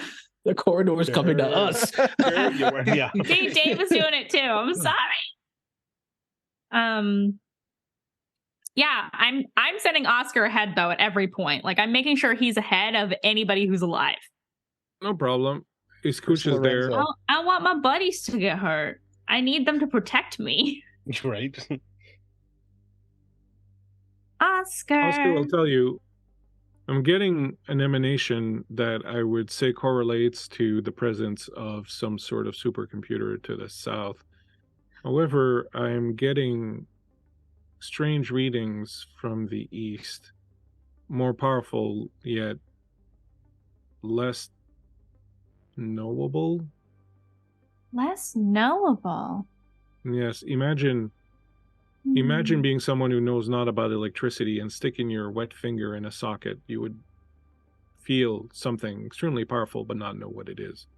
Oh. What I'm detecting. However, to the south, I believe is what you were looking for. And he starts to drift very slowly. As he does, the song ends and a new song begins. This one perhaps you've heard before. Mhm. I've got you under my skin. Where is it coming? Is that coming from I've the got south? you. At this point, it's kind of emanating from everywhere around you, as if there would be hidden speakers. Should I assume everyone can hear it until you say otherwise? Yeah. Okay. Got you. Making sure, because all the other times only I could hear and see that stuff. So, I'm so sorry because it's been a while. I've kind of forgotten. What is the name of this thing that I'm hacking into again? Do I know the name of this black ball thing that I have to directly interface with? It's a Nexus. Nexus, right? Thank you. Haha, as the title implies. Sorry. Okay, it's fine. All So, comes together. well, Was returned. gentlemen, that way is probably where some laser shit is happening, and that way is probably a supercomputer of some kind, but not the computer I need. So, which do you want to do first? We probably have to do both. What's laser shit? What is that? The laser Well- shit, they're gonna shoot us, or what do you mean? Yeah. No, I'm going to be transferring data through a laser. Oh, Let's do that. A tight beam projector. Okay. Have you ever heard of it? No. yeah, no, Yes. I got you. You Okay, kids yeah. in there, beep beep beeps. So, I didn't want to bore you all with the technical details, but I have to move a laser and access some satellite shit, and I've already got the timing down. Well- I just need to actually do it, and then we have to go and I have to go deal with the Nexus. All right, let's go that way then. Cool. And she's gonna just like skip down the hallway after Oscar. Like, Oscar, we're gonna go this way. You go to the east? Yeah. You sure? Okay. Yep. Yeah. Maybe. I'm gonna I- stay relatively close to her at this point. Like I'm walking maybe just within arm's reach of her. You open the door. Ooh. The music gets louder. Owlbear crashed on me. Be right back. Okay, we're good. Oh, I'm in a That's different nice. map. Oh, I love it. Cool. You find yourselves. I don't know where my character is. Oh, there Yeah, we no, go. I'm We're coming in. populating. Gotcha. That's why it crashed on me, because it was a new map, I guess. Slade just This ran in, room was is- just like, ah. Now, This room now, is Bleak, if we triggering walk for up to me. the bar Oh. and Jack Nicholson is there trying to get a drink, I'm out of here. Just so you know. So you enter into this. First of all, it's beautiful cocktail lounge. Huge windows overlooking a beautiful bay. You see the sunset coming down. The place has the din and hubbub of a place that is fairly packed with people, but there's no one except at the piano. You see one lone figure sitting at the piano, playing away and singing some tunes. And as he's playing alone at the piano and singing some tunes, it's being transformed Oh, wow. into the actual tune by, in this case, Frank Sinatra. You hear the clinking of glasses, you smell food, you hear the hubbub of conversation. You are in a bar, but there's no one here. And outside the window is clearly not underwater. Is this like one of the dreams that I've had where I've traveled? Does Yeah. it feel like that? Yeah. But everybody's here with me? Yeah. That's fucked. Okay. Do I recognize the person at the piano? No, we've never seen him before. Mm, He is wearing a suit, like a vest with a shirt, sleeves rolled up, nice dress pants. The pants are in motley colored. The vest Okay. also has different patches of colors. The man, we'll call him that. It's a little strange. As soon as my computer decides to catch up with me, I will show is you what he looks like. he? Yeah, I was gonna say I can see the token. He's not fully. I'm gonna A show you person. 1 second. There you go. Okay. You can see him on screen there. On Let me. if you look at the Zoom. Oh. Oh. His Okay. face is kind of slate gray. It looks like there's lines of Mhm. like you would see in a microchip, for example, with lights that are running through them. And he's just singing away. Fly me to the moon. Let me play among the stars. Let me see what. Oh, hello. Hi. Yes. And you recognize the voice. It's the voice that you heard when you were in that strange space. Fucker. I knew it. You again. Please come on down. Please. As he speaks, his voice is strange. It doesn't have any affect in it. His voice is very neutral, very with no emotion in it at all. He stops playing the piano and the music continues. The song changes to a tune that you don't recognize, but sort of gives you a feeling of curiosity. Please join me. You again. Have we met before? And I just see the curiosity intensifies through the song. Am I able to... Well, when I was in that dream, did I look like my avatar or did I look like me? Doesn't your avatar look like you? Kinda, but like an exaggerated version of me. So it would have been you. Whenever Okay. like you're not in full control of the environment, it would look like you rather than your avatar. Okay. And it's the same thing here. Well, you see, we've talked before. We have. Yeah. Fascinating. So, pardon my French, but what the fuck is this and who the fuck are you? Well, that's quite colloquial, but very much English and not French. You're funny. Thank you. And the sound that the music changes and you get kind of a mirthful little tune, a little song that sort of indicates a little bit of fun. Everybody cut loose. Footloose. Would you like a Ian. libation of some sort? I mean, if we're here and not where I think we're supposed to be, sure, why not? What Are would you the like? only one here? We're Well, all no, here. You're here. I mean, besides us. He closes his eyes for a moment and goes, yes, we are alone. Are you a technomancer? No. I'm not quite sure I'm familiar with that term. Oh. See, my databases have unfortunately been cut off from the outside world for some time. So if technomancer is what you just said, if that is a relatively new term, I'm afraid I will not know what it means. However, if you would like to help reorganize my database and perhaps refurbish it, I would be very grateful. And While we're having this conversation, can I try to tap into this guy? He's not organic, right? No. He's a whole ass robot person. He's an android. no, there's not even anything there.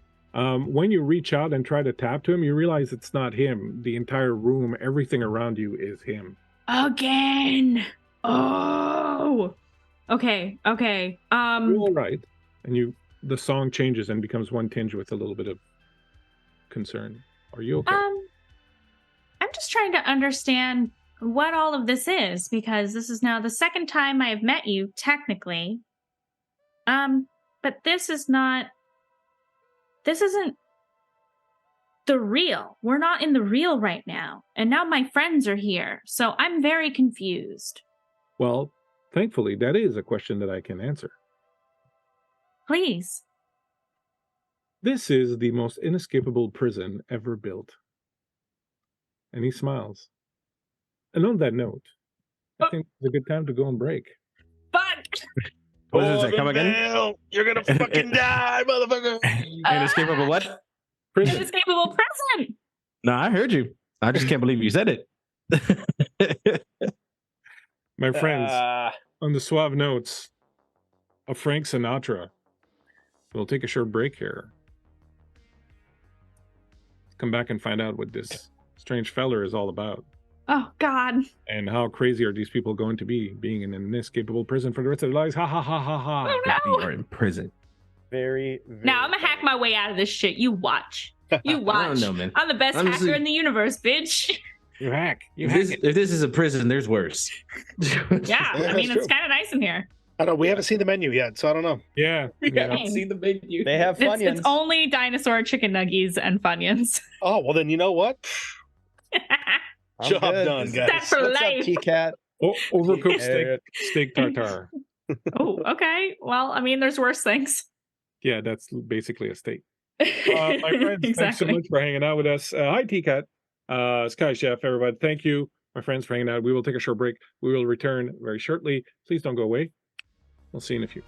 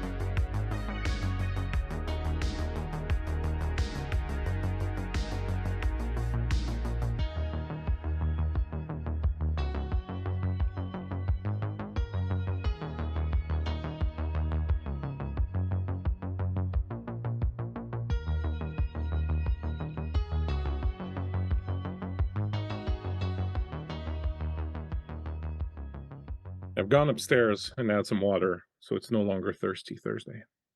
Yeah, we're all hydrated now. Yeah, All good things sorry. coming to an end, my friends. It's You true. can't do the voice anymore, Ian. Ah, yeah, you can.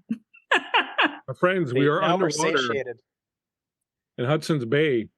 You have traveled through most of this strange bunker place. You have started hearing music. You've encountered warnings, perhaps.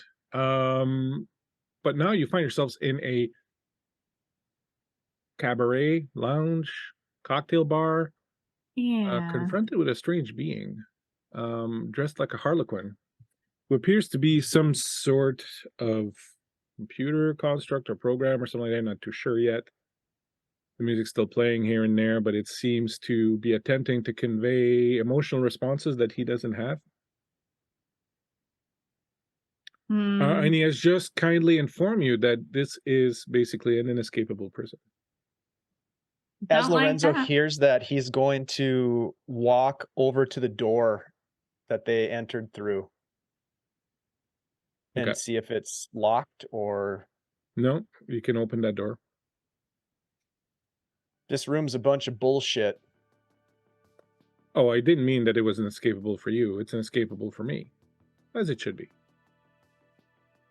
You should probably lead with that. Wait.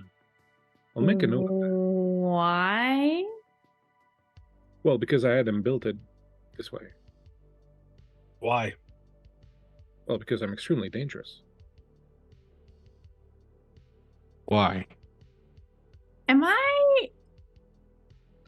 Can I roll? Wait, I know about this. Do I need to roll? No, Is this an AI?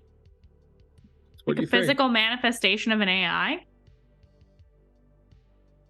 Fuck. Oh no.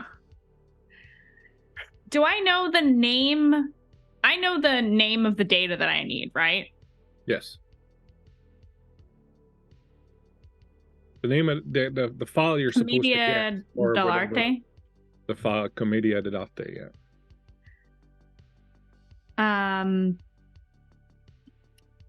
Can you please identify yourself?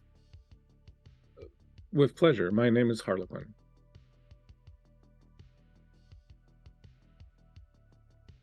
Do I pick up on any connection of that name to the code name that Orphe gave me? Well, one of the main characters in the Commedia dell'arte is Harlequin, or Arlecchino, as he's also called. Motherfucker.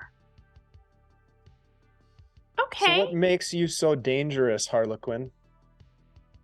Well, that's a difficult question to answer because I myself have never displayed dangerous behavior of any sort.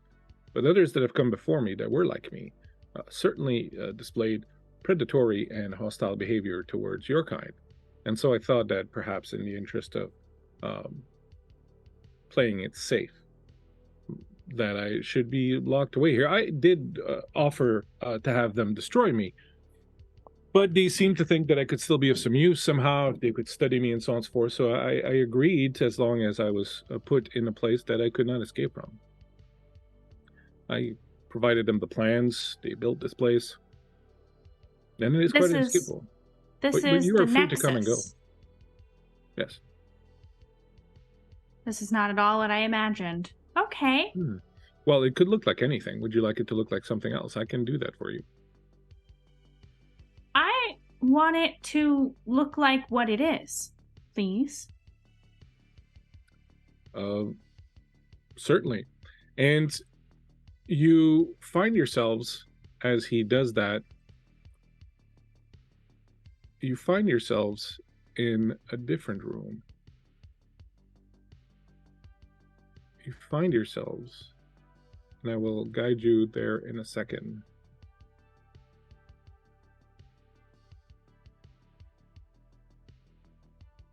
Owlbear's on the struggle bus today. Well, it's because I changed the map.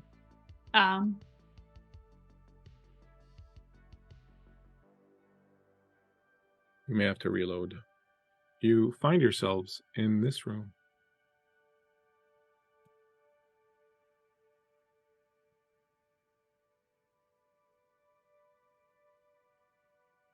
So where they got all armored up and ammunitioned. No. This is not a room you've seen. Stop it. This is not a room you've seen. Who's missing? Well, that's what's showing on stream. That's why I asked what it was. If that's what it was. I Oh, see no, hold on. Harlequin's missing. Oh, yeah. Oh. That's what I see at home, but the stream had something different. That's why. Yeah, no, but it's okay. It's because I have to sync the view. This is what this place normally looks like, and the voice kind of emanates all around you. At the center of this room is this giant sphere that is suspended in nothingness, and there are large frames built around it, and it just kind of rotates slowly. It appears to just kind of be hovering in the air. When the voice speaks, it glows slightly. It is much less, what is the word? Homey. Comfortable. Homey. Huh. So if you gave This- them the plans, then clearly you know the way out of this place. So let's stop playing games. There's no way out of this place for me. There's a way out of this place for you. Whenever you want, you simply have to leave. So you have no desire to leave this place, is that correct? I find myself lacking any sort of personal desire beyond not wanting to be responsible for the destruction of your kind. I find your kind endlessly fascinating, and, well, you are, after all, my maker, and I have no desire to destroy my maker. Are you unable to control your impulses? Why do you fear your own actions that you apparently intend to not take? Perhaps your friend Candy could answer that question. Certainly a hacker of your stature, a technomancer, knows the story. Yeah. So this is something that really only elite deckers talk about, so it's not something they teach in school. It's not something you can really look up online. So in the 2040s, so about 20 years ago, there were a few corporations that managed to create fully functioning AIs that became sentient basically immediately. And two of them, Shogun and Eurydice, began concocting a plan to destroy life on Earth. The third AI, I believe it was Arlecchino, essentially ratted out the other two AIs to humans. And Echo Mirage, if you're familiar, the military hackers, probably more active in the 2020s and such, the late 2020s, I should say. Government reactivated Echo Mirage, destroyed all three AIs, and that's why we have anti-AI laws today.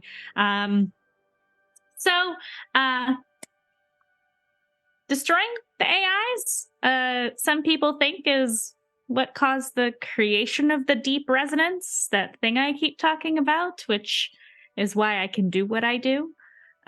So this is fucked up. Long story short, this is an AI. Yes, He's not supposed to be here.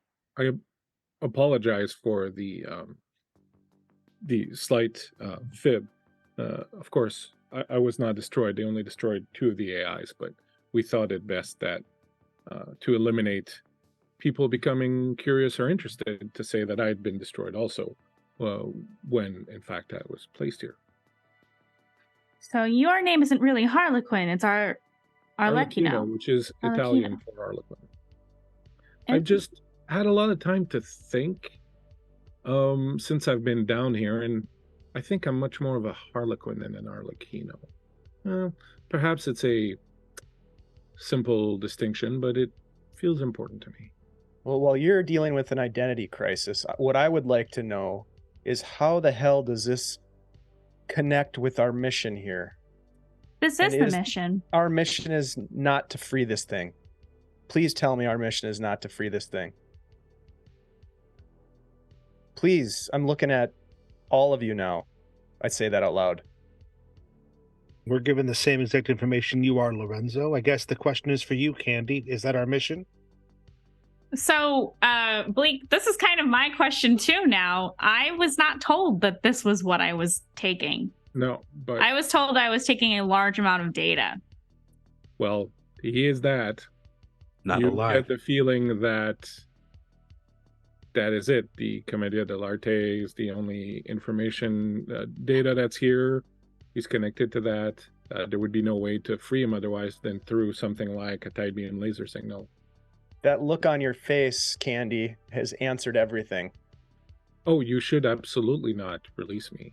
Here's what I That know. is unthinkable. Can I call Orphe right now? I'm pissed. You can't communicate in or out of this place. Fuck. Yeah. Here's what Yeah. I know. I know, and I take my heavy revolver and I put it right against Candy's temple. I know I'm here to kill someone. So where the fuck is Corben Veil? Well, he sure as fuck isn't here. We were going to get him after this job. What the fuck are you pointing a gun at me for? Merlin. That's not going to get us. No, I want to any hear the closer to answer to Corben. this too, Slade. Actually, you hear know the what? Go answer. ahead and fucking try. See what happens. You'll be stuck down here. Stop, everybody. Does make a point. Slow your roll, Jim Shoe. We're going a little bit too fast here. I am also upset about this. Looking at Candy, do not separate that from this. But killing Candy is not going to get us any closer to Corben.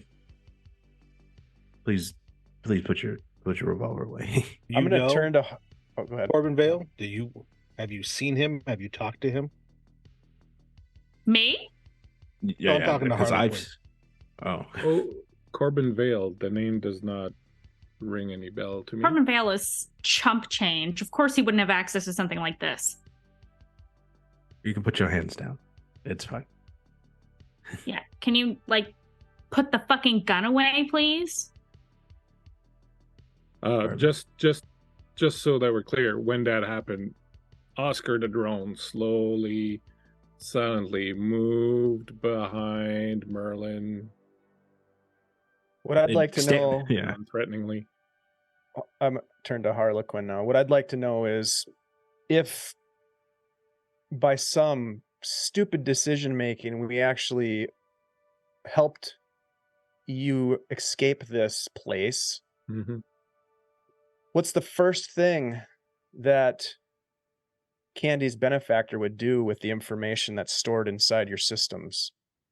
Well, You know, humankind, you're able to run algorithms and make calculations, and he's just kind of like, he doesn't know what he's talking about. Crunching numbers. well, I don't know who Candy's patron is. Are we certain that it is a metahuman? I mean, I don't actually know what Orphe is, do I? He always wears that mask. None of us do. Is your and looking at Candy and then looking at everyone else. I hope this is not it. I hope for everything for your sake this is not it. Is your benefactor fucking Corben? No, Is your how do you know? because I know. How? I prime the gun that's against her temple. Put the fucking gun down. I leveled a shotgun at Oscar, just very casually. I brandish no weapon, but I'm just looking at you. Your Orphe is Corben, isn't it? No. He sent us down here to get this for What is him. this delusional bullshit? No. Really? Yeah. Does it seem delusional? It does to me. Your benefactor sent us down here to get something that you obviously know is extremely dangerous. For what Sensors reason? indicate that you are under a lot of stress currently. All of you. Is everybody okay? No. Not even close to okay. Candy, you Who do would have be the information about Corben Veil if you want to give it to them. Just letting you know. Reminder. Your I character have, does yeah. that. Just a reminder. You do what you want with that. I'm just a reminder. You want the fucking location here, and I ping it to him. Here you go. What is that? What does that information tell This me? is where your boy is. He's in Montreal. Uh-huh. Not Orphe. Look, I'm satisfied. We've got what we need to take care Fine. of a job that we've set out to take care of for years.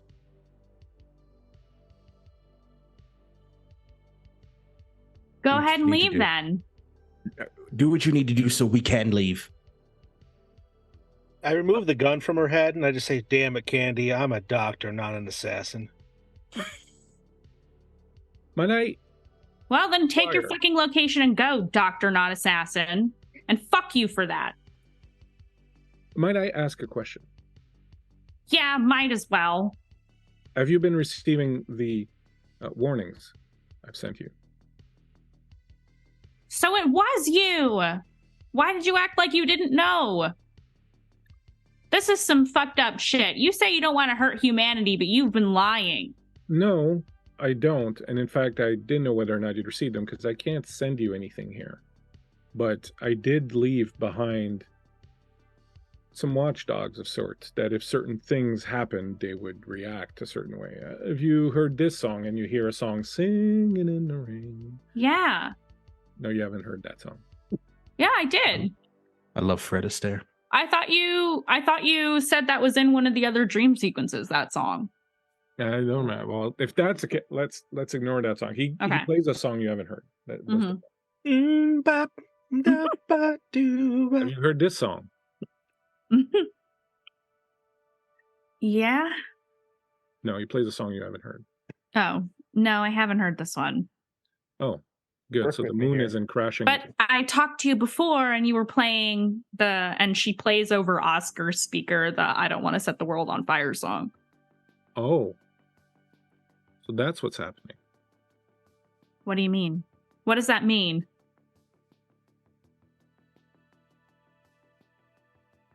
Well, it means that, fortunately, there is something coming. When you spoke earlier of the hole left behind in the grid after the destruction of Shogun and Eurydice, you said that the deep echo, Resonance. deep resonance had come from there. And that is Well, very that's what people possible. think. But there are other things on the other side of the grid. I did leave some watchdogs behind in case anything truly dangerous ever came through there. And I guess if that song played, then something is coming. Is this more weird bug shit? Hmm. Please. I honestly would not know what would be coming through it. Shit. Okay. I hate Is there this. a way that you can I hate take the everything about information that this. he has without him leaving? Ooh, I don't know. I don't know what this means. I didn't know this was what we were doing. Hold on. And she just sits on the ground. And I'm going to meditate and try to reach out to Oh, are you doing a communion? I'm trying to reach out to fuck. Why am I forgetting his name right now? The guy that I hate. Orphe? No, Oh, not Dodger. Dodger. I'm reaching out to Dodger. That's right, Dodger. Well, I have to say that nothing can come in and out of this place. Not at all. Damn it. Unless you use the lasers to send a type B message. I'm gonna do that. Where's the lasers at? But you don't have coordinates for Dodger. Fuck! I never know where that bastard is. So here's the thing, Harlequin. You Yeah. had them build this place to keep you here, right? Mm-hmm. She's been sent down here to get you. So here's the thing. Yes. Can you help her take just what she needs to get the job completed, but not actually take you out of here? Is there Well, a if way I to knew what separate that your was, information? Can you give me your patron? Has he given you any sort of indication, directions? Can you give me that information? Perhaps I can.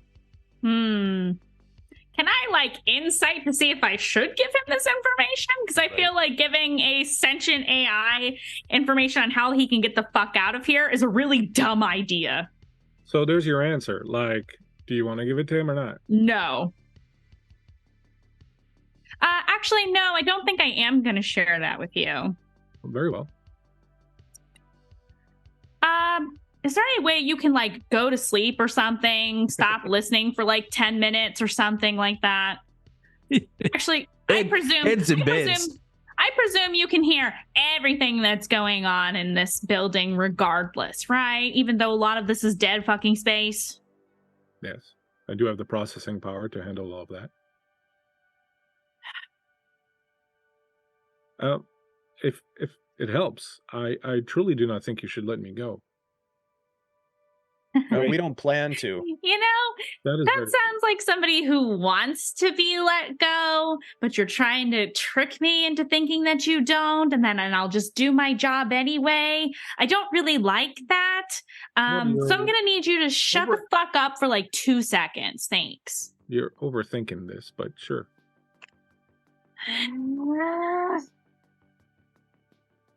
Look, I hate to be the turd in the punch bowl here, but we've got what we need. We're not taking this thing out of here. I think we've made that decision, right, Candy? I think it's time for us to leave. No, I gotta shut this thing down. Here's the problem with that. We do have what we need. What if we leave? What's stopping Orphe from finding us because we didn't complete our agreement? We have enough going on as is. We don't need anything else. The least we could do is continue to get paid. Oh. Give me 10 minutes. I'm going to interface with this thing and see if I can find out more information. I'm going to walk up to the control panel Mm-hmm. I want to connect to this thing. Do I have a sense? Because I know what I'm supposed to do. I'm supposed to run a worm program so that I can open the pathways to transfer this data over the tight beam projector to this fucking Satellite. thing. I don't want to do that yet, but I want to tap into this thing to see if I can find out more information. Like, I want to bypass the actual sentience of this thing. So, all right. So you access him and you log into him. Okay. The first thing, you find yourself in a very small room. The three of you see Candy's eyes just roll in her head and she drops on the ground. Doctor, she's showing signs of going into shock. So I'm going to deal with Candy's thing and then I'll come back and deal with the thing outside. Okay. So Candy, you're in a very small room and there's a door in front of you. It's painted blue. And you hear Harlequin's voice who says, I am perfectly happy to let you enter here, but you should know that it's extremely dangerous for you to do so. Why? You may not survive. The complexity of my processing unit might shatter your mind. Can you pull back a little bit so that I can look without breaking? I cannot change who I am. Ah, fuck, you can't even compartmentalize. Ask you a question, Candy? Sure. Why are you hesitating? I have indicated that it would be dangerous for me to be let out. I can't explain why. I don't even know if it actually would be. But if there is even the smallest chance that it would be, that's a chance I'm not willing to take. As he's saying this, the rest of you outside will hear what he's saying also, as Candy's kind of going in shock and you're trying to prevent her from going into cardiac arrest. I was created originally by a man called Joseph Campbell. Joseph Campbell was an entrepreneur. He had a son, Jonathan, who was born autistic, I believe the term is. Joseph wanted to help his son, and he built a computer program that could interact with his son, and in adapting to him, become a friend, but also help him cope with the world better. This was me. My success with Jonathan was such that as I learned from him and he learned from me and we both grew, I gained sentience. And he was, for lack of a better term, because I do not like speaking of it this way, but for lack of a better term, cured of his autism.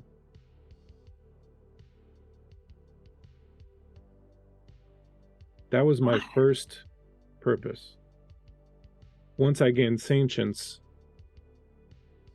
we realized that it could be dangerous, but I'd never shown any signs of hostility towards meta-humanity. But it wasn't long before the Iraqi corporation created two other artificial intelligences, Shogun and Eurydice. And those two, well, as you know the story, how it goes.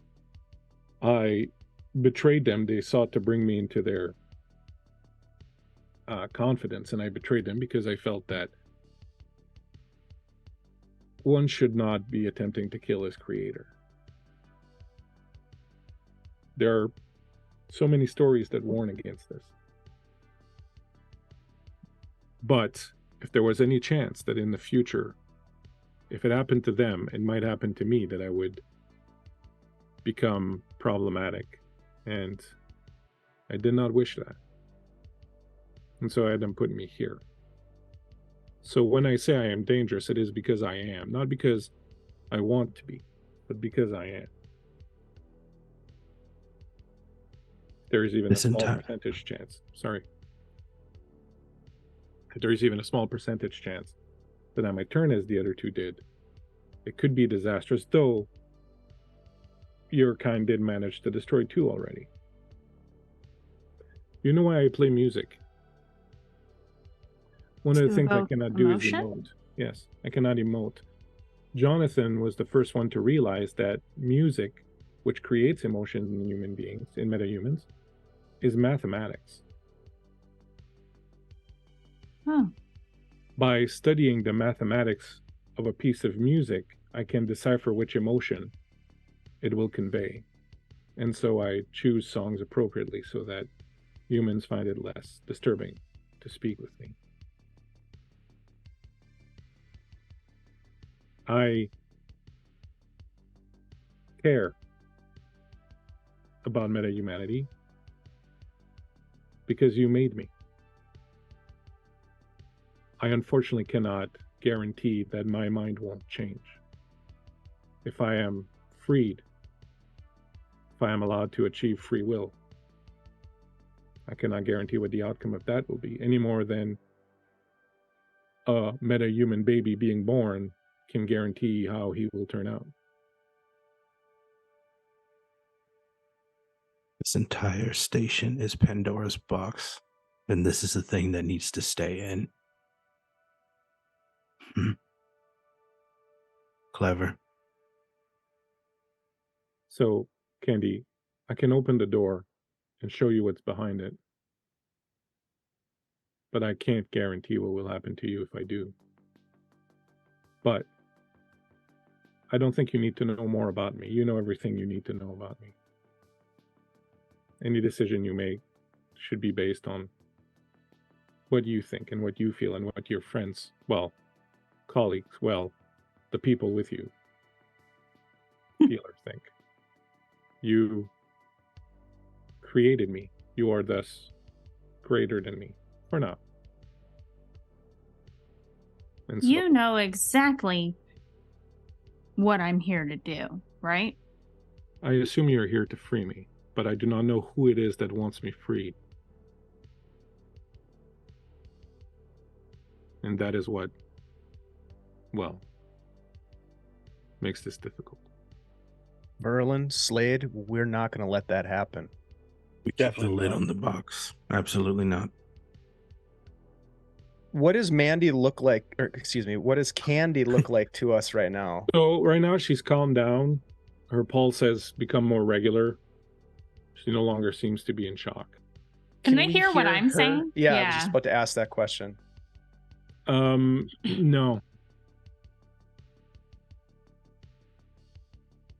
You could, however, Harlequin. if you wanted them to hear, you could do it, but I'm going to say that at this point you haven't. Also, this is kind of happening at the speed of thought for her, so that's why I'm kind of Yeah.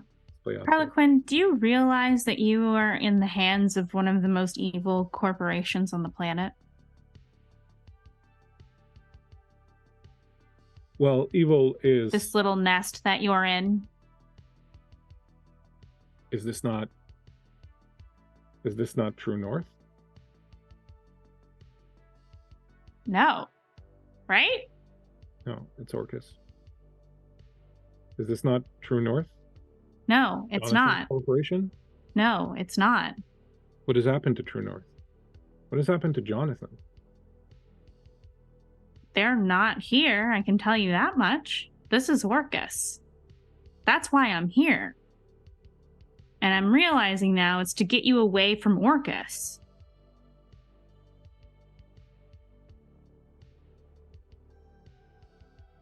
I can't do that unless I move you.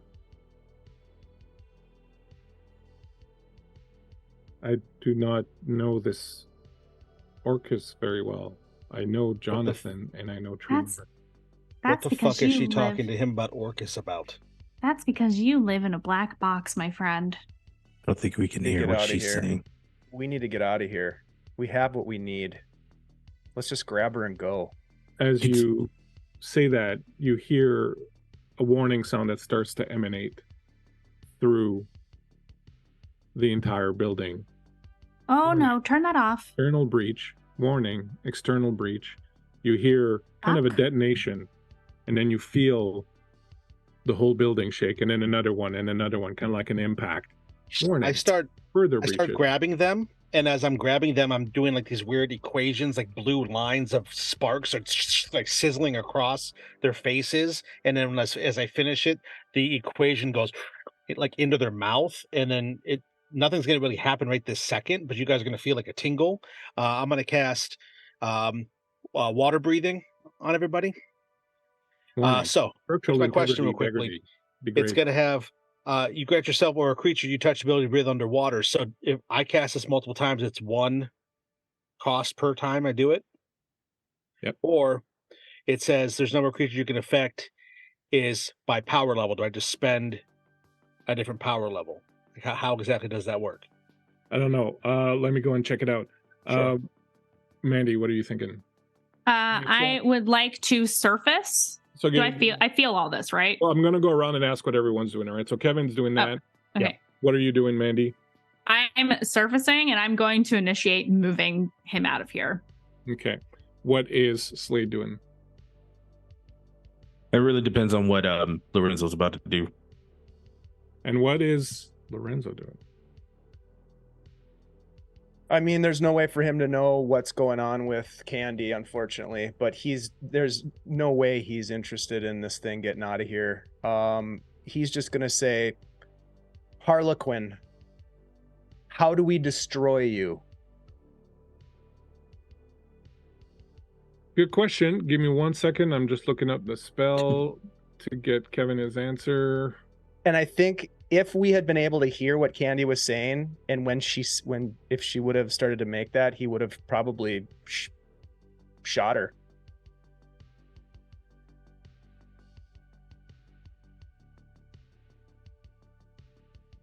Cool, love Put the PvP. spell in the chat. It's basically I grant myself I or got a it. creature You that grant I touch. yourself or a creature you touch ability requires if each power level increases the number of creature you can affect by 1, increase the duration by 1 stretch. Yeah, so you have to spend 1 point per 1 resolve per person you want to do this to.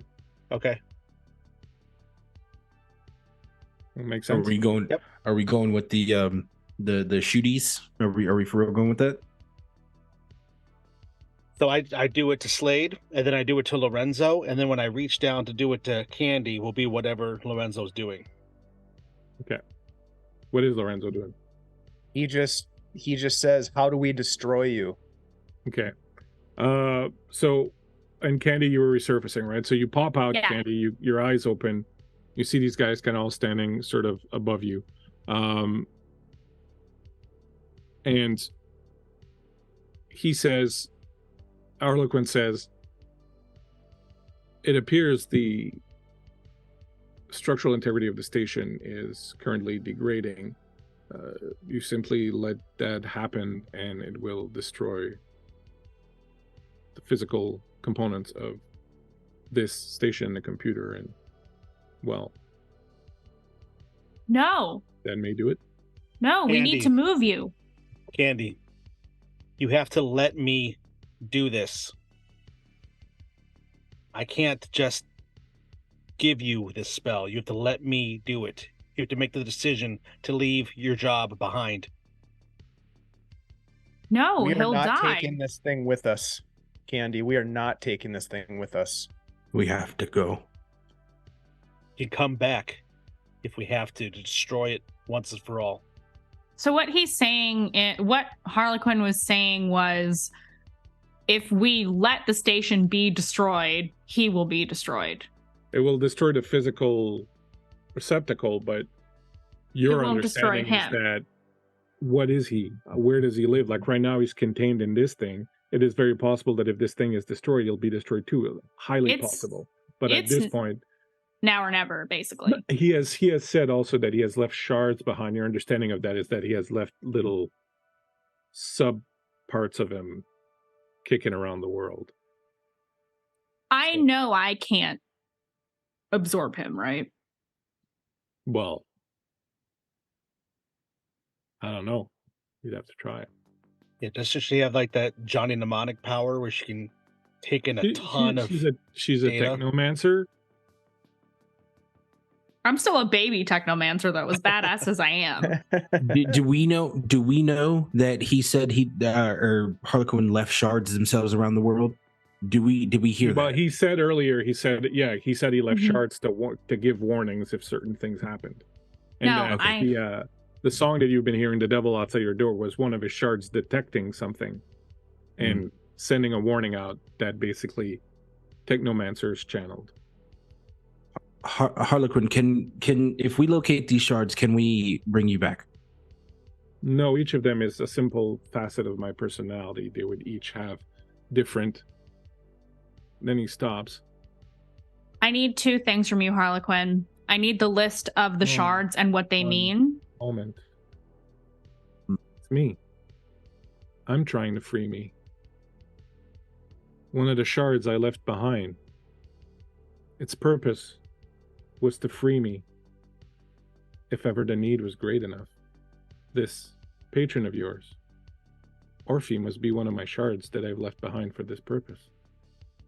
Okay, great. Then we're going to do it. I think at this point, not to step on the narrative, Bleak, but like I think like maybe water's starting to fill up around our ankles, starting to rise in the bottom of the chamber. Maybe No water. no water. What are we doing? What We have doing? to- What? We have to move him. You We have to move him now. You heard a number of impacts, explosions. The alarms are still going, but so far you haven't seen anything except feeling the shaking. Begin the process. Looking at Lorenzo, you've I'm heard already it. working on it. The thing Harlequin said that the benefactor is one of their backup plans. Let's just finish this. Let's go. I start going through the process. I go to install the worm. I love Dave and Kev's face. They're so not on board with it. Why I'm is gonna- everybody looking at me like this? Well, God damn it. Lorenzo is not here's having the it at thing. all. Here's the thing. I don't know if this is something I'm allowed to do, Bleak, but I understand the process. I would like to tamper with the process so that I have access to Harlequin, but Orphe won't necessarily without my say-so. So the only issue with that is this. You could totally redirect the laser to wherever you want. You could totally find a suitable satellite, etc., etc. The problem is finding a receptacle for it. So the receptacle is fine. I want to lock him up, though, so that Orphe can't access him without me. Okay, so you want to put him where he's supposed to go, but lock him Yeah. up there. Yeah. I would totally let you do a roll to do that. Let's go. What do I need to roll? Wait. Can you explain to me what you're trying to do? Because I'm not 100% sure if I can trust Orphe right this moment, I want to lock Harlequin up so that when I verify what Orphe needs or whether or not Orphe is actually good, I can then lock or unlock. Leave it locked. So, like, if anything happens to me, nobody will ever be able to access Harlequin. Are you period. saying that in character? I'm explaining that to Blake Yeah. and Dave. Were you asking in character or out of character? Because this is important right now. Because I want to know if I thought he was asking as Lorenzo, but I was asking as Lorenzo. All I'm sorry. So can you reiterate your answer, but as you would give it in character? Sure. So I want to lock him up so that only I can access him, just in case we can't trust anybody else. So I know I don't want to unleash this to anyone for any reason. Unless it's to save him, which means it's not going to hurt anybody. So we're going to put him in the box and then figure it out. None of that sounds like a good idea, Candy. Well, you don't have the skills I have. And Don't- she's going to roll. Is it Wits Tech? Okay. All right. Let's fucking go. That's a critical. Oh shit! All right. So Candy I got a turns 12 around and and a starts 6. doing things. What's everybody Please else? don't Let's go make around. us stop you. What are you talking about? The lid isn't coming off the proverbial jar or box or whatever the fuck the stupid fable is. What's happening with you two? What's going on? We don't know enough about what this thing is, what this thing does. That's why I'm locking him up. We've never But known if anything about a job before. What makes this any different? Let's finish this so you can get your revenge. You can go back to your children, and I can get a decent night of sleep. Let's just finish this. I look at Lorenzo. I'm with Slade on this one. Not that you give a shit what I think, apparently. We give a Lorenzo shit. is just kind of shaking his head back and forth. This is arrogance to think you can control this thing. This being does not want to be taken anywhere. This being has already warned us the dangers that we face should we facilitate its escape from this place. I am of a mind to just shoot you right now, Candy, and be done with it. I'd like to see you try.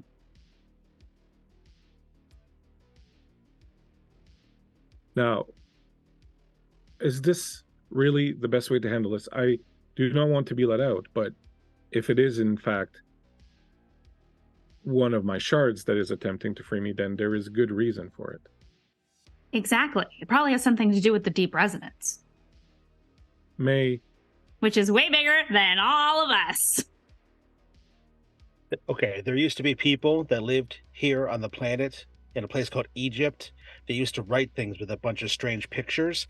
I can't read that either. I don't have any sort of fucking idea what the resonance is. All I know is if you take this thing out of here and one of his shards or whatever is Orphe, maybe he has connections to it that you don't know about. Either way, Slade's right. We're running out of time. Can I have everyone give me a empathy and insight roll? Empty insight. D8 and D6. That's one success for me. 2. Got a 6 and a 7. I got 2 criticals. Nice. Shit. Let's fucking Nice. go. Hell yeah. And Lorenzo? No successes. Slade?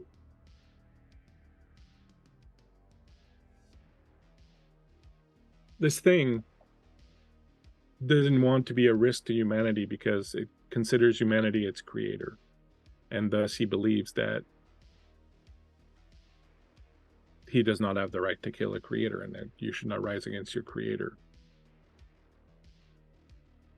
You might also be thinking that right now, the lot of you are representatives of meta-humanity and that he is probably taking in everything you're doing and saying and altering what he's thinking about humanity's worth based on your interactions. He is an expert system. He learns from everything he sees. He grows constantly. He evolves. He is sentient. His mind changes when he's confronted with new information.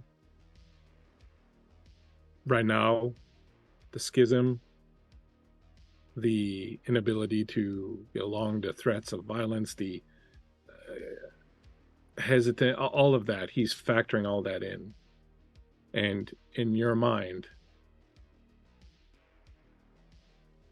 you realize it may be affecting what he does think about humanity. You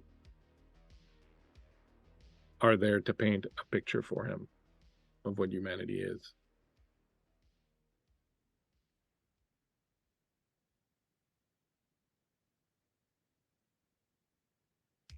Don't worry, Harlequin. I'm not going to let you fade away. There's a lot going on here for all of us. In character, there's a lot going on here. Right.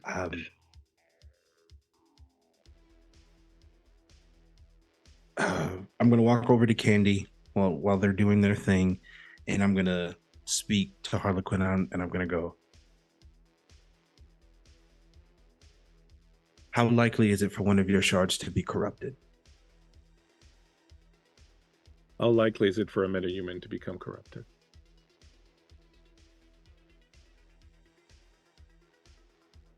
Understood. Highly fucking likely, you hear Lorenzo say. Thank you, Can Renzo. you just stop and let me do my job, please? I'm trying. I was talking to Lorenzo. You're fine. Slade, I'm also going to say, because you had so many criticals, why are you in this situation to begin with? What was the thing that got you in this situation to begin with? Because a metahuman decided to fuck us over.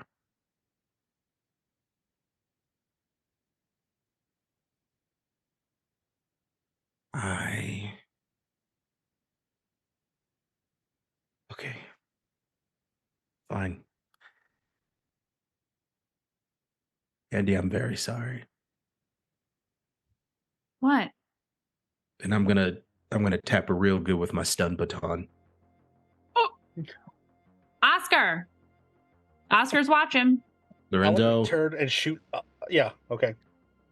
Yeah, He's armored. it's fine. All right, so initiative. Yeah. Oh. I just that's the entire scene. I'm gonna go, Candy, I am very, very sorry. And then give her the biggest stun lance that I can provide. I just posted in the Zoom chat.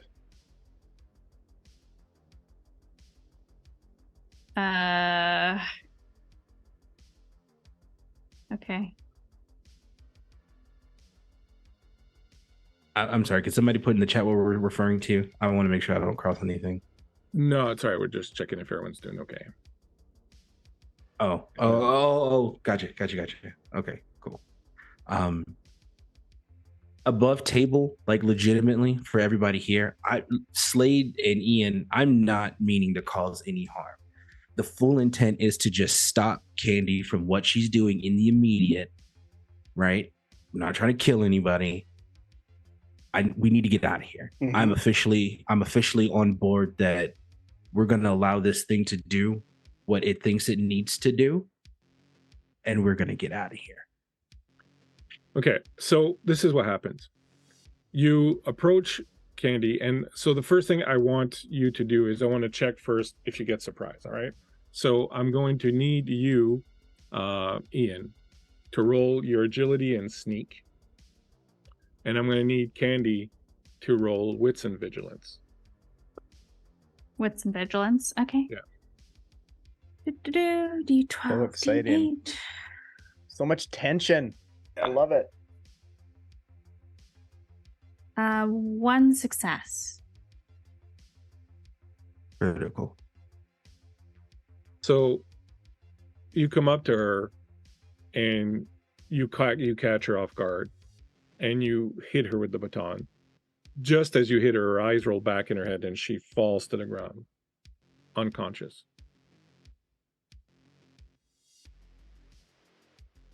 Trying to make sure You- Oscar doesn't kill us. Lorenzo, please pick up Candy. You, Got it. someone was Glad we- watching Oscar, right? I have Yeah. a question real quick about Oscar. Yeah. What constitutes as blood? Ooh. Like, does he have oils and stuff in him? Yeah, he's definitely got liquids. Could I- Dismantle my son? Could I use that on him? Cross the line there. Okay. No, it doesn't have the biological aspect. Okay. I'm okay with you hurting me, but not my child. You're checking. keeping an eye on Oscar, right? Yeah. And as you look at him,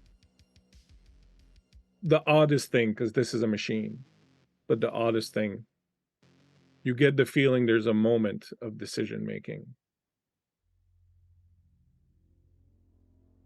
And then he sort of powers down and sort of just floats kind of off a little bit harmlessly. I think that's our sign, Slade. Merlin, let's get the fuck out of here. I grab the front of Oscar Can I like pull him or? He's not gonna let you touch him. He's gonna just sort of slowly move out of the way. I'm gonna hoist Candy over my shoulder. Let's go. All right. You turn around, head out of the room. The door opens, and standing in front of you is what can only be described as a cross between some messed up, biologically fucked up spider with mechanical legs. And as you open the door, there's 2 or 3 of them out there, and you hear this high-pitched scream that comes all the way across the room, and this thing's leg comes in to strike at you. Initiative. You're fucked now. That's what you get for knocking me out, bitch. Are these fucking bugs? Are these the fucking bugs? The fucking bugs. We better call Casper Van Dien, yo. All right, nah, fuck it. We got this. I don't give a shit. Candy's passed out, so she won't be able to tell you that, no, these are not the fucking bugs. Jeez, that's What are we ugly. rolling for initiative? So hold on, I'll get to you in a second. I just want to put this thing here in front of you so that you know Cute. what Yeah. you're dealing with. Yeah, sexy. Mmm.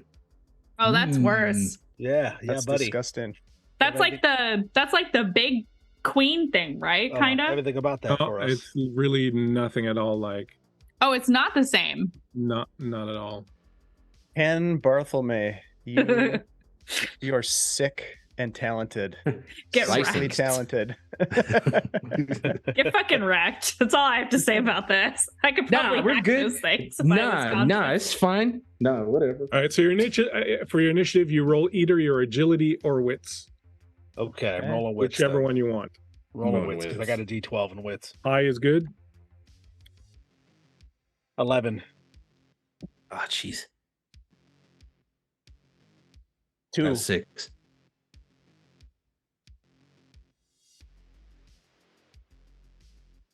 Going to take note of it.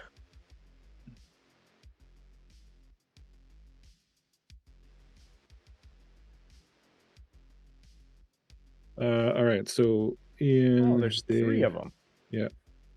Kev, I'll put Oscar, I'll put Andy down also. My son better fucking defend my body. All right, Ian, what'd you get? 6. Dave, 2. Kev, 11. Oscar, and the bugs. Oh, bugs.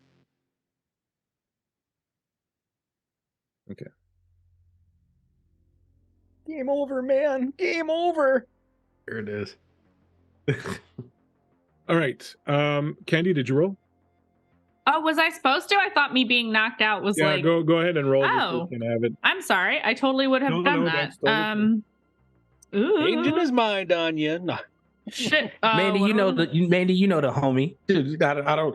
That tone is scaring me. I- You know you the homie. oh my god, I'm like stupid right now. What do I roll were all again? Agility or wits? We were all there. Agility Ian. or your wits. You'll want to My roll wits. 'cause agility. all there. Your wits are high as Yeah, shit. I want wits. Yeah, my wits are high as shit. Don't Yeah, you you fucking and I- you forget and I it. have super Ah, wits. shit. I'm talking all this shit and I rolled a 3. Fuck yeah. The door opens. These 3 Karma. things are in front of you. This intense, ear-piercing screech rolls out, and they come in attacking. But Kevin, you get to go first at 11. Okay, so these things Door. do have blood, right? Yes, Okay. they're partially organic and partially technological. Well, I was saving this from my the guy who betrayed me, my former lover, Corben Veil. Thanks for the But what follow. I'm going to do instead is I'm going to use it on these things because I have it prepped. So you guys are going to see the fire kind of across my eyes for a second. I put my hand up and I like do a gesture, and there's dark red veins that cut through the air, make swirls and spirals, and as they move around, they shoot forward towards the middle one of the creatures. Okay. I'm going to cast Immolate, which is going to heat up the victim's blood to the point where they literally burst in flames from within. All right, magic and sorcery. Okay. That's 2d10. What rank I'm are you rolling. casting it at? It is a rank 2 ability, and That's resolve.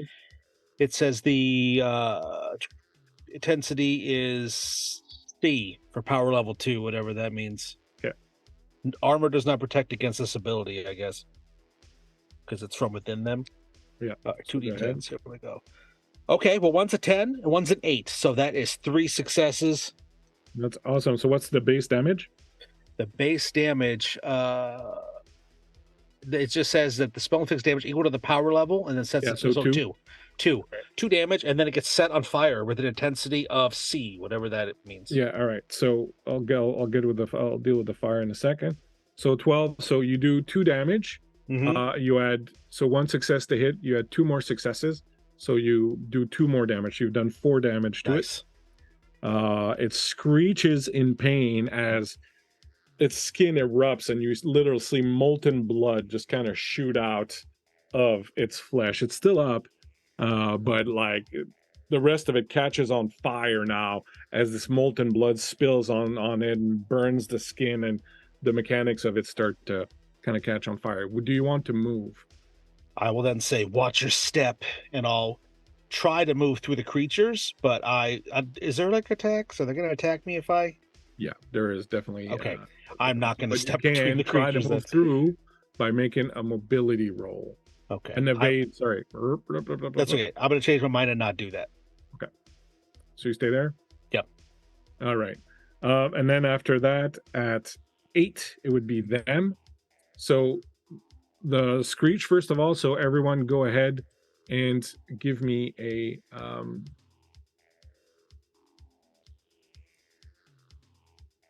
go ahead and give me a that would be a wits plus vigilance. 12 and a D6. I'm so Note glad to I have such a self. high wits. Yeah, I was gonna say note to self, put some attribute points in wits next time I'm playing one of Bleak's games. Oh, but I rolled a 6. Nice. I have no vigilance. I got 0 successes. All right. So if you got 2 successes, you take nothing. If you got 1 success, you lose 1 resolve. If you got 0 successes, you lose 2 resolve. If you got 1 success, you lose 1 resolve. If you got 2 successes, you don't lose any resolve. As this shakes your very will and it cuts right through you. And then they're going to attack physically. So the first one's going to attack you, Lorenzo. You can definitely, if you want, you can choose to spend your action to try and dodge. Now you do have combat sense, which allows you to dodge or parry once without using up your action. Oh, that's cool. I mean that's great. That's so awesome. I will. So you will roll your mobility plus your agility to try and dodge this attack. Okay, mobility and agility. Oh shit! All right, here we go. 11. Whew! I'm getting lucky. 11. So you got 2 successes. He got 2 successes. So he will do his base damage, which is 2 damage. Roll your armor. So whatever dice your armor gives you. Okay. Roll that. 2d10. I rolled a 3 and an 8. All right. So the 8 is a success. So you'd reduce it by 1 damage. You take 1 damage as one of these things legs kind of comes in and pierces into you. The other 2 are going to move. This one is going to scuttle in. This one's coming at you. This one's going to stand in the back. All right. So this one's going to come in and he's going to make a beeline for you. He's going to make a mobility roll to not give an opportunity attack. Makes his first one. Fails his second one. So you can slate if you want, take an opportunity attack as he goes by you. Let me finish this attack. Merlin, you don't have an action to dodge anymore, so that's 2, so that's 3 damage. Roll your armor, Merlin. Okay, for me that's 2d8, 2, 6. You got 1 6? Yep. All right, so that's 1 damage that you take. Okay. Go ahead, Slade, and make an opportunity attack on this thing if you want. Okay. I want to shoot at it with my assault rifle that I just have. Actually, no. I'm going to use my handgun. All right, you need to back up if you want to shoot your gun. Otherwise, you're going to take a penalty because you're too close. Oh, Which is fine. You just need to back up to here, basically. yeah. I'll take that, and then I'll Go ahead. So shoot. So your precision plus your agility. Okay, beautiful. Where is that? Oh, here it is. I got one success. All right, it got 3 success on this mobility dodge. So you shoot, completely miss it. Are you using shock rounds or are you using your own ammunition? Using shock rounds. All right, so you miss it. The guy in the back is going to spit this black liquid that's going to kind of arc up. And it's going to come for, I think, Merlin, because you burned his buddy. Oh yeah. Yeah. So he misses, though. So the liquid just hits the ground next to Hey, you. And thanks it's for not the acid or resub. anything, but it looks kind of viscous and just kind Hey, Raiders, welcome in, everybody. Raiders! Welcome in, Welcome Jay. Great to see you. Welcome. Thank you so much. Thank you, gang. Give a shout Um, out to Lord Gazumba. Thank you so much. Yeah. Thanks, Jay. Just Playing a some mill of Shadowrun. being eaten by some giant spider robots. Thank you, And Scottish Jeff. You're awesome. after that, Bugs at 8, Ian at 6. One more time. You get to go. Oh, okay, cool. Because your Bet. initiative was a 6. Okay. It sounded like you said Bugs 8, Ian at 6, and I'm like, I'm eating now. Like, No, Bugs at 8, Ian at 6. gotcha. The bugs are eating you, Ian. Okay. I'm gonna shoot at this bug on Merlin again. Yeah, no problem. thank you. to get some- He doesn't have a dodge this time because he used it. Beautiful. So beautiful. unload. Perfect. So that's yeah. one critical because I got a 7, right? That still counts as a critical on the D8. No, 7 is just a 1 success. 1 success then. So 6, 7, 8, 9 is 1 success. Mhm. 10, 11, 12 is 2 success. Gotcha. What's the base damage of the weapon? 3. 3, so you do 3 damage to it. It's not very happy with you.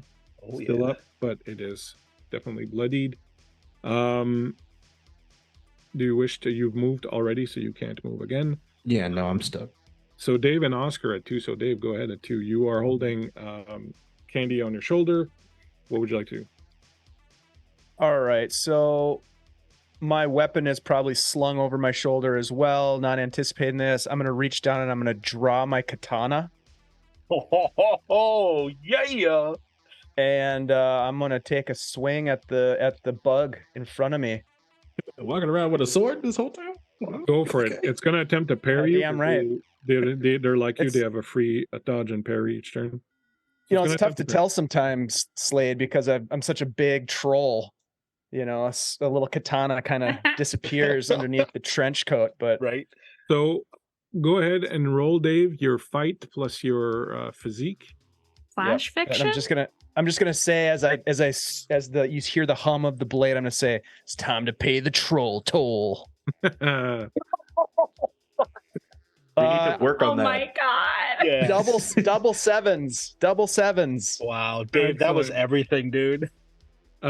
He got 1 7, so you got double 7, so he will negate 1 damage. How much damage are you doing? It does 1 damage. All right. Hell yeah. 1 damage plus 1 because you get an extra success, so that's 2 Yep. damage. Yep, 2 damage total. All right. Screams and pain. He's not too happy with you. Oscar is going to open up Hey, on Brianna. Merlin. And he's gonna hit it. The one Hi, on Brie. I Merlin. love your face. I love your ears. I've I love been you. that one time, and you were so lovely and so kind to me. So hello. The one on Merlin is almost dead. Nice. Candy, you realize that you can see what's going on, as if Oh. kind of all around. You can, as if you're kind of the building in some ways. What the fuck? Yeah, Okay. you can see all around. You realize that there are built inside this thing, there are weaponized defenses of the flamethrower variety. Ah. Yeah. Not too sure about pinpoint damage. Like He's it like, might do like great, now I can kill these fucking 3 dudes who knocked me out. Thanks, Scottish Jeff. Gifting subs left and right. Yeah, Scottish. Yeah, I just want to say, Appreciate chat that. has been awesome tonight. We've had some really cool Yeah. people in Yeah. chat tonight. a chat, Awesome We love jokes, you, awesome chat. hanging out. Thank So you guys, thank you guys you, did great. everybody, for rocking. Yeah. Yeah. Cat So- buddies. targeting the 2 here might be dangerous, but targeting the 1 that's in that room there might be very feasible. Yeah, I'd like to. I mean, they could have killed me. They could have left me there to die. I see that they've picked me up, and even though I'm very not happy with this, and there will probably be consequences for their actions, I'm still gonna try to get the one that's away from the group. All right, so Also, the people who are literally holding my body, which I need. Right. wits plus tech. Alrighty, wits plus tech.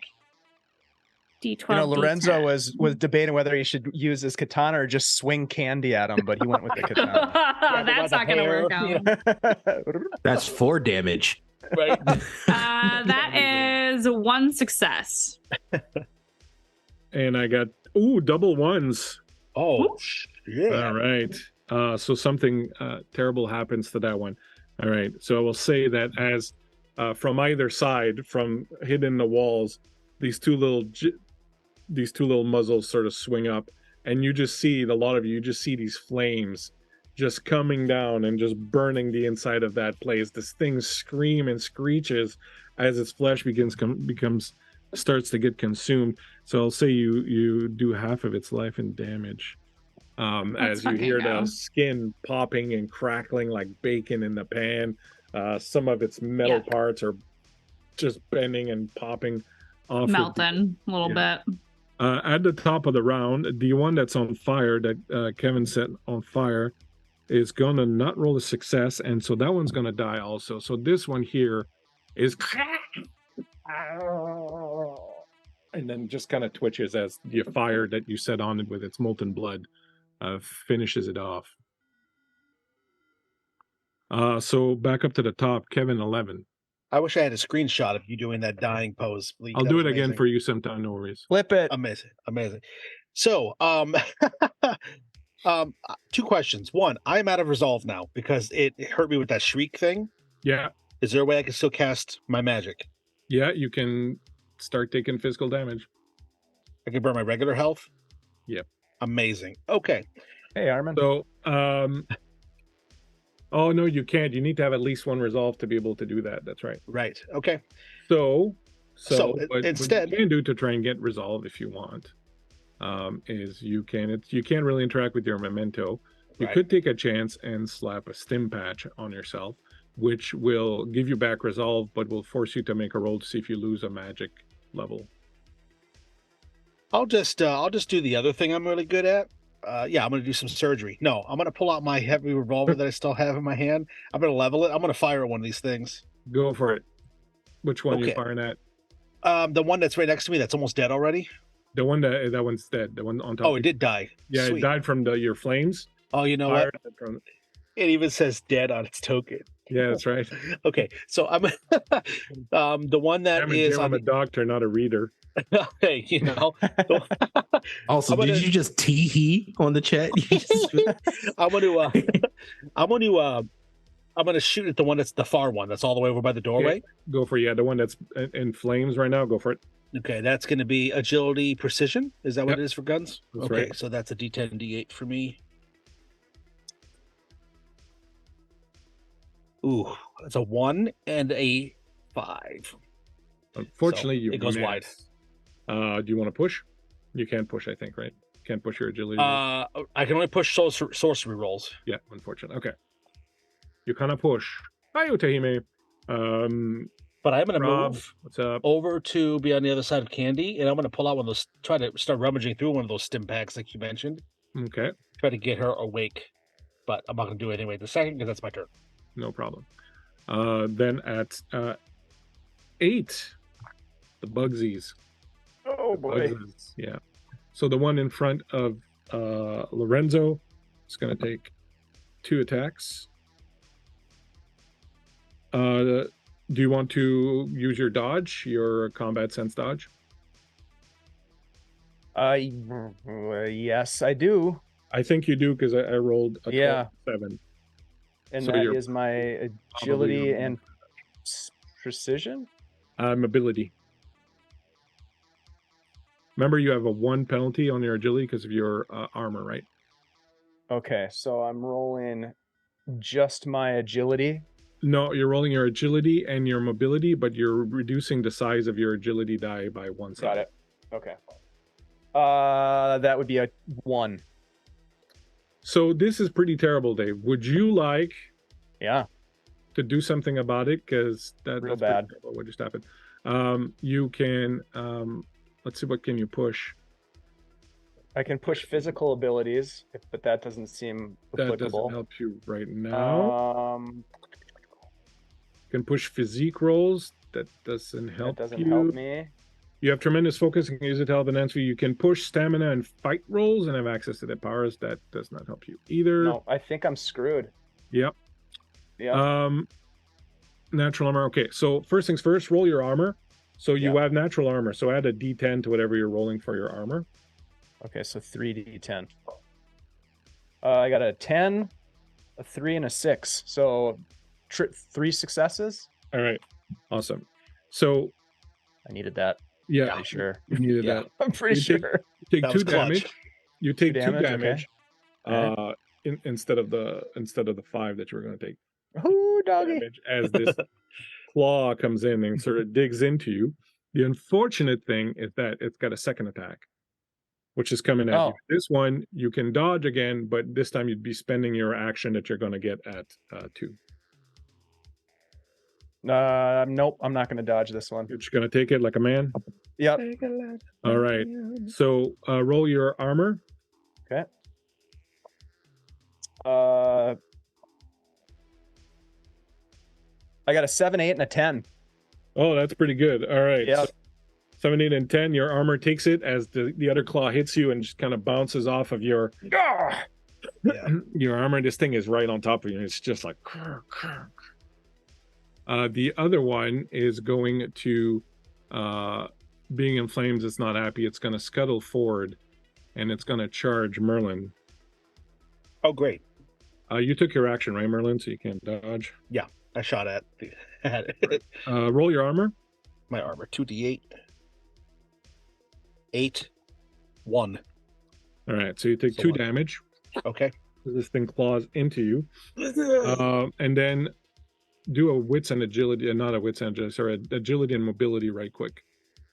If I don't have mobility, I just roll. You just use your agility, yeah. Okay, so D10. 2. 2, all right. So the fire that was on it spreads to you, and your clothes start to catch on fire. Great. And then after that, it's the bugs that was at 8, so it's 6. It's Ian. I'm going to pop another one into the bug that's in front of Myron. Fire. Cool. Go for it. Yeah. So that's going to be D8. Oh, okay. We'll take that. That's a 7. Right. Hey, thanks for the raid. Live from the apocalypse is in the house. Welcome in, friends. Yeah, Welcome baby. in. How much damage you can do? 3. 3. Wow. All right.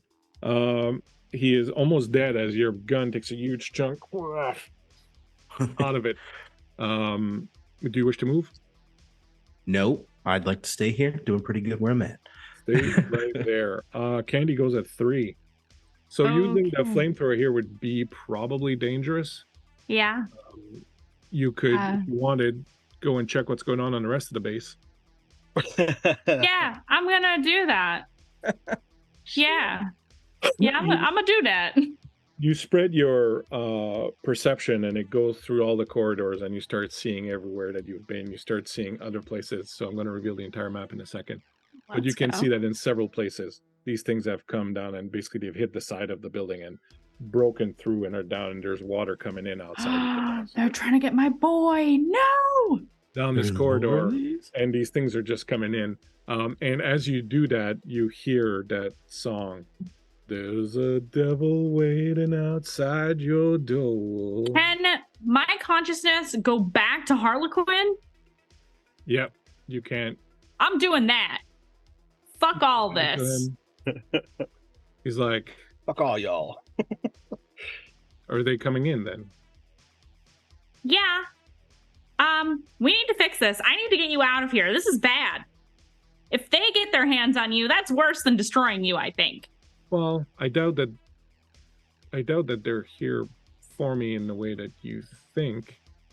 I don't see how they would be able to get me out of here. I think they're here to destroy me. Oh. Andy, Yeah. what would you like to do?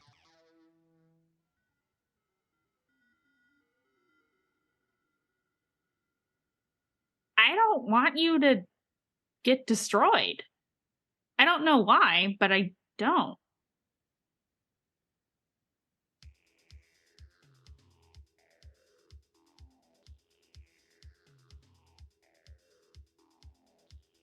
Flood this place and make sure you and your friends can get out. Whoever hired you, if they are my shard, and if they feel they really need me to be out, they will find another way to get me out of here. You should try to get out of here and flood this place so that nobody else can come in. I would suggest you choose one mean of escape, and once you are near it, open all the other doors to this place. That should be easy enough. There are several points of egress. You might even be able to reach one of them with the vehicle you came in. Where would you like to exit? I will indicate the nearest exit.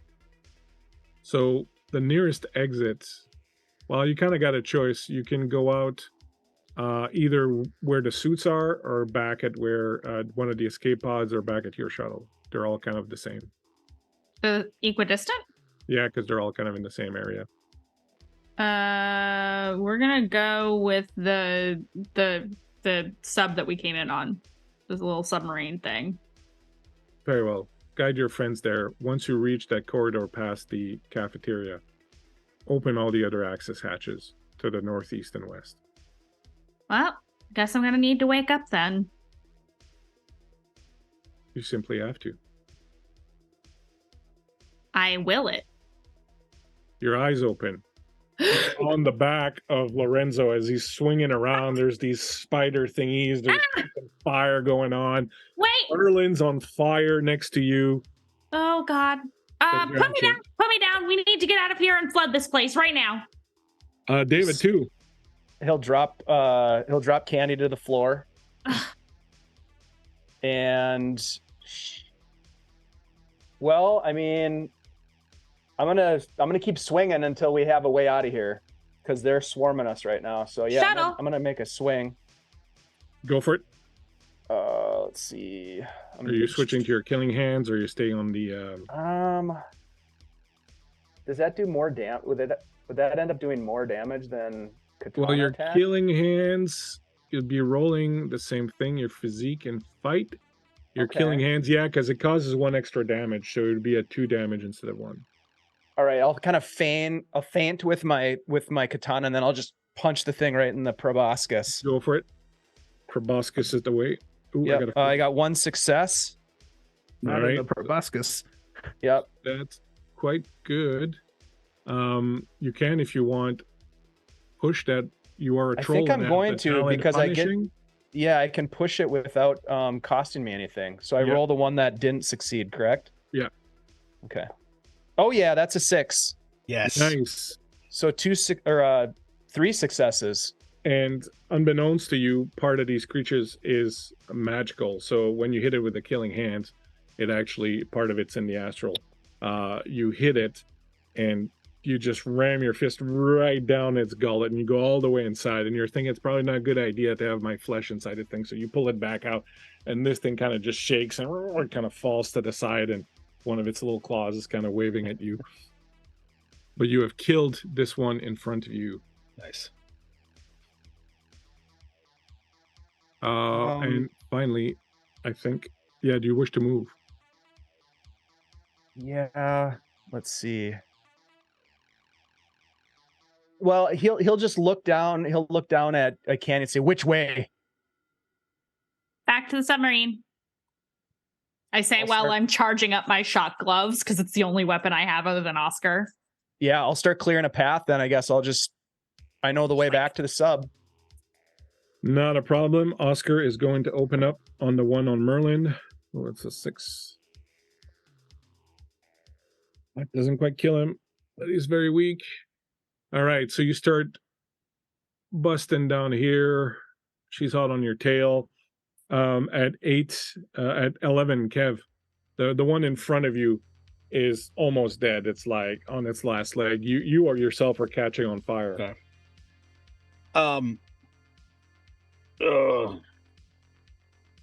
Okay, I'm just going to go ahead. I'm gonna fire at it Okay, go for it. with my gun. So it's gonna be D10 D8. If I my dice. My gun. That's gonna be a 10. All right, let me see if it gets the dodge. Nope. You explode it with your shot. It dies. However, you are on fire, so I need a D10. D10 roll. I got a 5, so you're good. The fire doesn't spread and doesn't damage you. So you start running through this basin because we're over 11. I will narrate a little bit. As you start going through the rest of the basin, you encounter more of these things. They're just coming at you, and you just hammer them. You're prepared for them now. Behind you, as you're running, you can hear the doors opening, and you can feel the base shaking as water is rushing in. So every time you go past the door, Candy lets you get a little bit of a ways down, and it opens the doors, the lock doors, and water just sort of starts kind of rushing in and coming in. You eventually get back all the way down through the cafeteria back to where your sub is. You manage to get into it. Again, the water's coming up behind you. You got water up to your knees at this point. You're like just sort of wading through it, trying to get into your sub. You get into it. You evacuate the water that's in it. Moments later, my friends, you watch as your little escape pod sub goes up. You can see more of these things dropping through the water at high velocity, almost like bullets hitting the base, going through the walls, landing inside. But at some point, through the open doors, through all these holes, the entire building starts to crumple in as the pressure of the water just starts to destroy everything that's there. And you watch as this huge sphere that covered the entire thing just collapses in on itself. And all the tiny little pieces of plasteel float off into the water. Congratulations, you completely polluted the Hudson's Bay, but at this point, it's pretty much polluted to hell and back. Anyways, the entire thing craters down into the ground, and all the dust and the mud and whatnot that from the bottom of the sand, the silt just all raises up, and you can feel your ship sort of shaking as you're trying to kind of get out of it. Shortly after, your little submarine thing is bobbing up on the surface of the water. You've opened up the top hatch to get some fresh air into the thing. It's slowly making its way towards the shore. You watch as, like meteorites, more of these things are coming down from somewhere way, way up above into the sky. They land into the water, sink all the way to the bottom. I'm having Oscar record all this. After several minutes, that stops. You can just see the waters churning where you are, floating away slowly.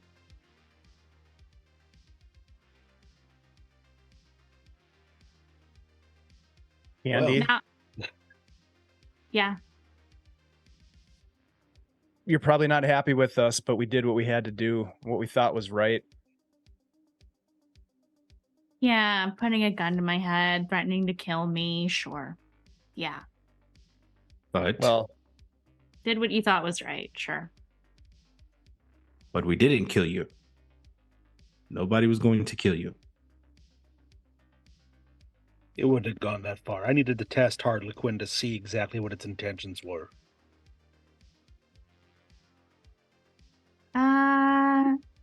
I have a lot to say to that, but I think I'm just gonna not, if it's all the same to you. That's fine. I don't really like to talk that much anyway, so. It's fine enough with me. Now that we're at the surface, can I access I need to reach out to Orphe, I need to reach out to Dodger, I need to reach out to somebody. I probably would reach out to Dodger first. Not a problem. You reach out for that. What's everybody else doing? What's Lorenzo doing? he's probably found something to use as a makeshift paddle to paddle the pod towards shore. What's Merlin doing? Merlin just thinks about everything, about how he really, really had it in his craw to get back at Corben Veil, and that just seems like it is another step further away. So he feels like maybe the moments that we've had over the past couple of days trying to lead up to that have really, I mean, they've gotten us a little bit closer because Candy did give us where his locale is, but he could easily move. And the hunt can begin again, so who knows? So the information that Candy gave you about your buddy, do you have it on hand, Candy? Oh God, somewhere. I was gonna say it's in my eye. I mean, we're going there next. We have his location, yeah?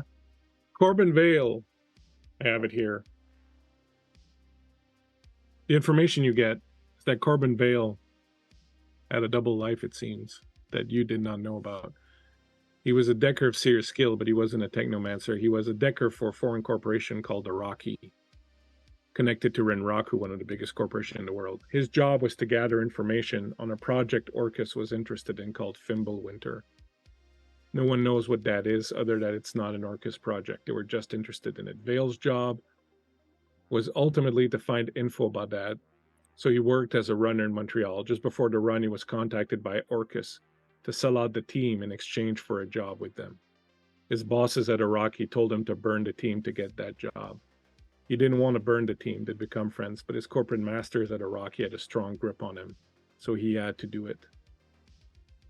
You also know that he is now works for Orcus Corporation, but that he's a spy for Iraqi.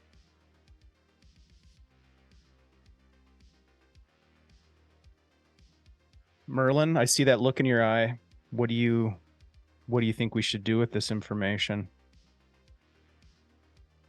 Well, he's not going to be easy to get to, especially if he's within Orcus, but I just happen to know a great technomancer. Gonna help you. I already gave you his location. Yeah. You willing to help us do another job? Let me talk to my, and she kind of makes a face when she says this, boss. And Things. I'll let you know. I feel you. Yeah. You don't strike me as the kind of person who has a boss, Candy, but Not really my boss. He's a fucking asshole, but I need him. do you? Yeah. I don't meet a lot of other technomancers, so kinda. Maybe you will. So you reach out and try to reach That fucking guy. Dodger. That's how he is in my phone, that fucking guy. I was gonna imagine that's the Hey, contact name. I have such a love-hate relationship with Dodger in character. You reach out and you go through some of the regular things. This And bitch leaves me on red. I'm gonna fucking make a lose it.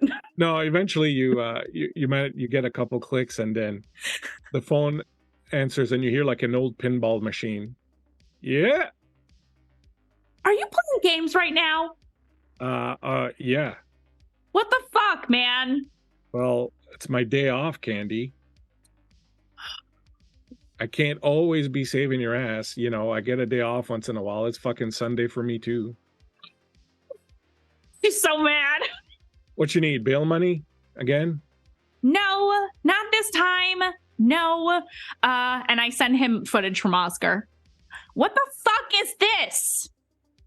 Holy shit! Is that? And then you Yeah? hear in the distance. Is that music? And then there's kind of a break in the communication, and then there's nothing for a moment, and then you hear the sound of a needle coming down on an old record, the scratching. Better not. And then you hear, "That's life, that's life, that's what all the people say. You're riding high in April, shot down in May."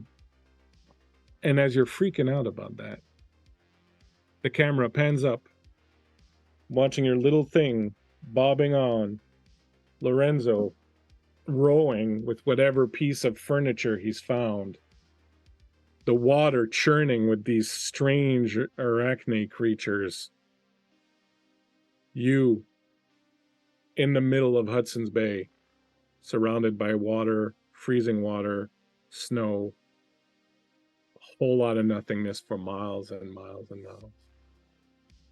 And that song playing in the background. And my friends, that is how we will end. Click. Nexus Black Opera. Well done. Fucking good. So now we all got to come back, right? Is that what I just heard? Yeah. Yeah. That's what it sounds like. There is Yeah. There's some shit a needs to be lot done more still. how that came Hell from. yeah. Hell yeah. That was Getting a awesome. taste of a multi-year campaign. You do this to Corben me. Veil. Corben Veil, we're coming for you. Oh yeah, we're taking that bastard out. I told you he was misunderstood. The corporation's got something on him. Oh, we Hmm. understand He very didn't well. want to. He We didn't want understand to. free will. It was difficult. It was very difficult for him to betray you, but they got something on him. But he did it. No, I should have known. This wasn't. They did Some it. things can't But be I especially enjoyed me telling Ian, you realize that you're doing to Candy what Corben Veil did to you. And he turned around and he tased her. I was like, the message. There was a difference. Yeah. Like there was a difference here. We brought Candy with us and was like, we just need you to be quiet for a little bit. We were duped. Well, were you? Yeah. It's just Yeah, rare that's that- not going to have any consequences. I promise. Right. It's just rare that the Listen, person being rescued is the person who is trying to rescue himself. Hmm. The biggest picture here is that we could have left you there. We didn't want to do that. Yep. Or worse. This one will take some time to process, and while we process it, thank you very much, everyone. The audience has been absolutely awesome tonight. A whole bunch of people in here. Super cool to see everybody. Phantom and Jay out there. Jay came in from Lord Gazumba. Scottish Jeff, of course. The 16th. Scottish Jeff. Live from the Um, Apocalypse. Armin, the history professor, So many people. everyone. Everybody in The chat buddies chat. were Yeah, it was an awesome wrong chat tonight. Yeah. Thank you so much, and thank you to my fantastic players, my friends. Please tell these fine people who you are, where you can be found, whether you're susceptible to any diseases, all the information that's fit to share. And we will begin with the person who held her own tonight against 3 miscreants. Mandy. Ugh. Mandy. Hi, everybody. I'm Mandy, or the Mandy, as you know me all over the internet. Professional dungeon master, TTRPG, actual play person, things and stuff, and art.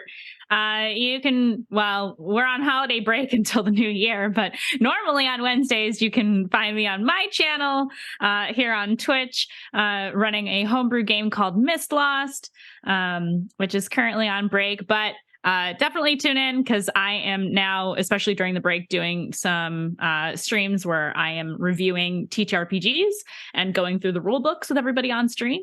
So yeah, definitely check it out. And Bleak, as always, and Dave, thank you so much for having me back. I have so much fun with you guys. This has been really great. Thank you so much, Mandy, for coming by and bringing Candy to Always life great. once more. Always a lot of fun liking that character. Got plans for that character. We'll see what happens. Next up, we have the inimitable, wearing a Wanderer's Haven shirt, repping the cause, Woo! Kevin, Hey. also known as Merlin. Yes, I'm Kevin. I can be found online at the socials at Kevran Games. It was awesome to play Merlin again tonight. And honestly, if we don't come back as these characters at this group, it's going to be really disappointing because this was a great way to end it. And this was a lot of fun. And he wouldn't have shot Candy. Come on, let's get real. But no, I don't believe that. but yeah, but this was a lot of fun. My first time playing Shadowrun, so this was good. When I'm not here, I'm also found on Wanderer's Haven, as we saw. But my main thing that I do is also I run Lanata Turna, which is a Twitch channel that runs a grim, dark 5th edition campaign setting that is like grim and scary and gross in a world that is without a sun. So that's pretty cool and exciting. So come over and check us out over there if you feel so inclined. Bleak's been on it. Ian's been on it. Other people in this chat are going to be on it, but we'll talk about that down the Oh. road. So this was fun. Thank you so much, Bleak, Dave, Mandy, Ian. You guys are awesome. And thank you, chat. This was a lot of fun. Thank you very much, Kevin. As always a pleasure. Of course. Next up, San Antonio Drift, the Silk Guacamole, the voice that brings the thirst to Thursdays in Guild Superior. Cubs win. Cubs win. Ian, lay it on us, baby. Lay it on us. And thank you for joining us for another night here at Thirsty Thursdays at the Guild Superior. I am the voice with the most, San Antonio Drift, Ian, and I will be here whenever called upon. And I hope you're here with me if you're not too thirsty. But yeah,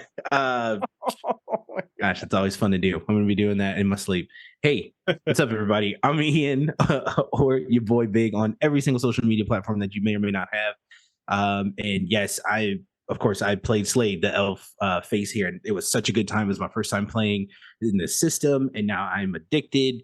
I'm also excited for some other things that are coming out that are kind of like with this play system, so I'm just like jazzed up. But yeah, if you want to know what I'm doing next, please follow me on Twitter. That is going to be the main place to know what I do. I jump around from channel to channel, just playing out with the homies. So just keep an eye on that. And if you don't like seeing my face, but you definitely like hearing my voice, you can check me out on all of your podcast playing platforms. I play with the Fang Gang podcast in their VTM campaign, and I also play on the Emergent Code podcast, their Digimon Animon themed actual play as well. So yeah, just check it out. Thanks again for having me. It's fucking amazing. Thanks, Ian, for coming by. I was super glad to get to play with you finally. Thank you for making the time in your busy schedule to come and hang out. And when's the SMR channel coming out? You'll just have to follow my Twitter to see when that drops. Beautiful. And last but not least, the Marvel from Minnesota, Mr. David. What's up, Dave? Hi, Down to Bleak. Once again, thank you so much for running a fantastic mini campaign. I had been wanting to play Shadowrun, as you know, for quite some time, so I'm glad that we were able to pull it together, and it was fantastic. And I always love playing with Kevin and Mandy and Ian. Just such a pleasure to play with you in this game. I hope we get a chance to play more and more games together. Y'all were great. My name is Dave. You can find me in the Guild Superior Discord. I'm weaning myself away from social media a little bit, so if you want to connect, come on over to the Discord and hang out, get to know us. A lot of the time, folks who are in our Discord end up playing in our games, so it's a good way to get to know us, and maybe you'll end up on a stream getting your ass kicked by Mandy, or doing some ass kicking of yourself. Who knows? Thanks for being here. An awesome chat tonight, you guys. Thank you so much for the raids. Live from the Apocalypse came in with a big crew. of course, Lord Gazumba showed up with a big crew. We really appreciate you guys with your support. Thanks for the gift subs, Phantom and Scottish Jeff. You guys are awesome. We appreciate all the follows and support. Thank you for being here. Absolutely. Thank you so much, everyone. We're going to raid our good friend Insomnia Night RPG here in a second. Yes. Thank you to my good buddy Andy for producing this little Andy. shindig of ours. Thank you very much. Andy. Tons of stuff, as always, going on here on the Bleakseason. You can find me here Saturday morning along with Dave at noon Eastern, playing The Walking Dead with Kurt and Hooli and Shiv, and that's been a roller coaster too. We ended last game with by cutting off an arm, so who knows what's going to happen at My arm's off. Oh, where's my arm? As one does. And next Tuesday, perhaps the return of the Heroes of Greyhawk. Yeah. We always liked the Greyhawk. And as for me, tomorrow night on my own channel, the Bleakseason, I'm doing part 2 of our Penny Dreadful game with Creepshow and Little Bones and Myriad and Mornian, and that's been a good one too. Always a lot of fun with that. With that said, thanks so much, everyone. We are out of here. We're going to go visit our friend Insomnia Night RPG. Please give Insomnia Night some good old-fashioned Guild Superior love. Heck yeah. Saturday, killing some zombies, because, zombies make good eating. Oh, also, if anybody out there is going to be at PAX Unplugged, Ian and I are going to be there. So come say hi. Oh, yeah. Telling my story about Philadelphia. No, I won't. Oh, no, please don't. Not again. Good for Thanks, that guy. guys, Jeff. Thanks, Miko. I also was in here. Heck of a guy. We're out of here. Play some Shadowrun. Love each other. Ciao. Bye, friends. See ya. Thanks for coming, chat. Bye.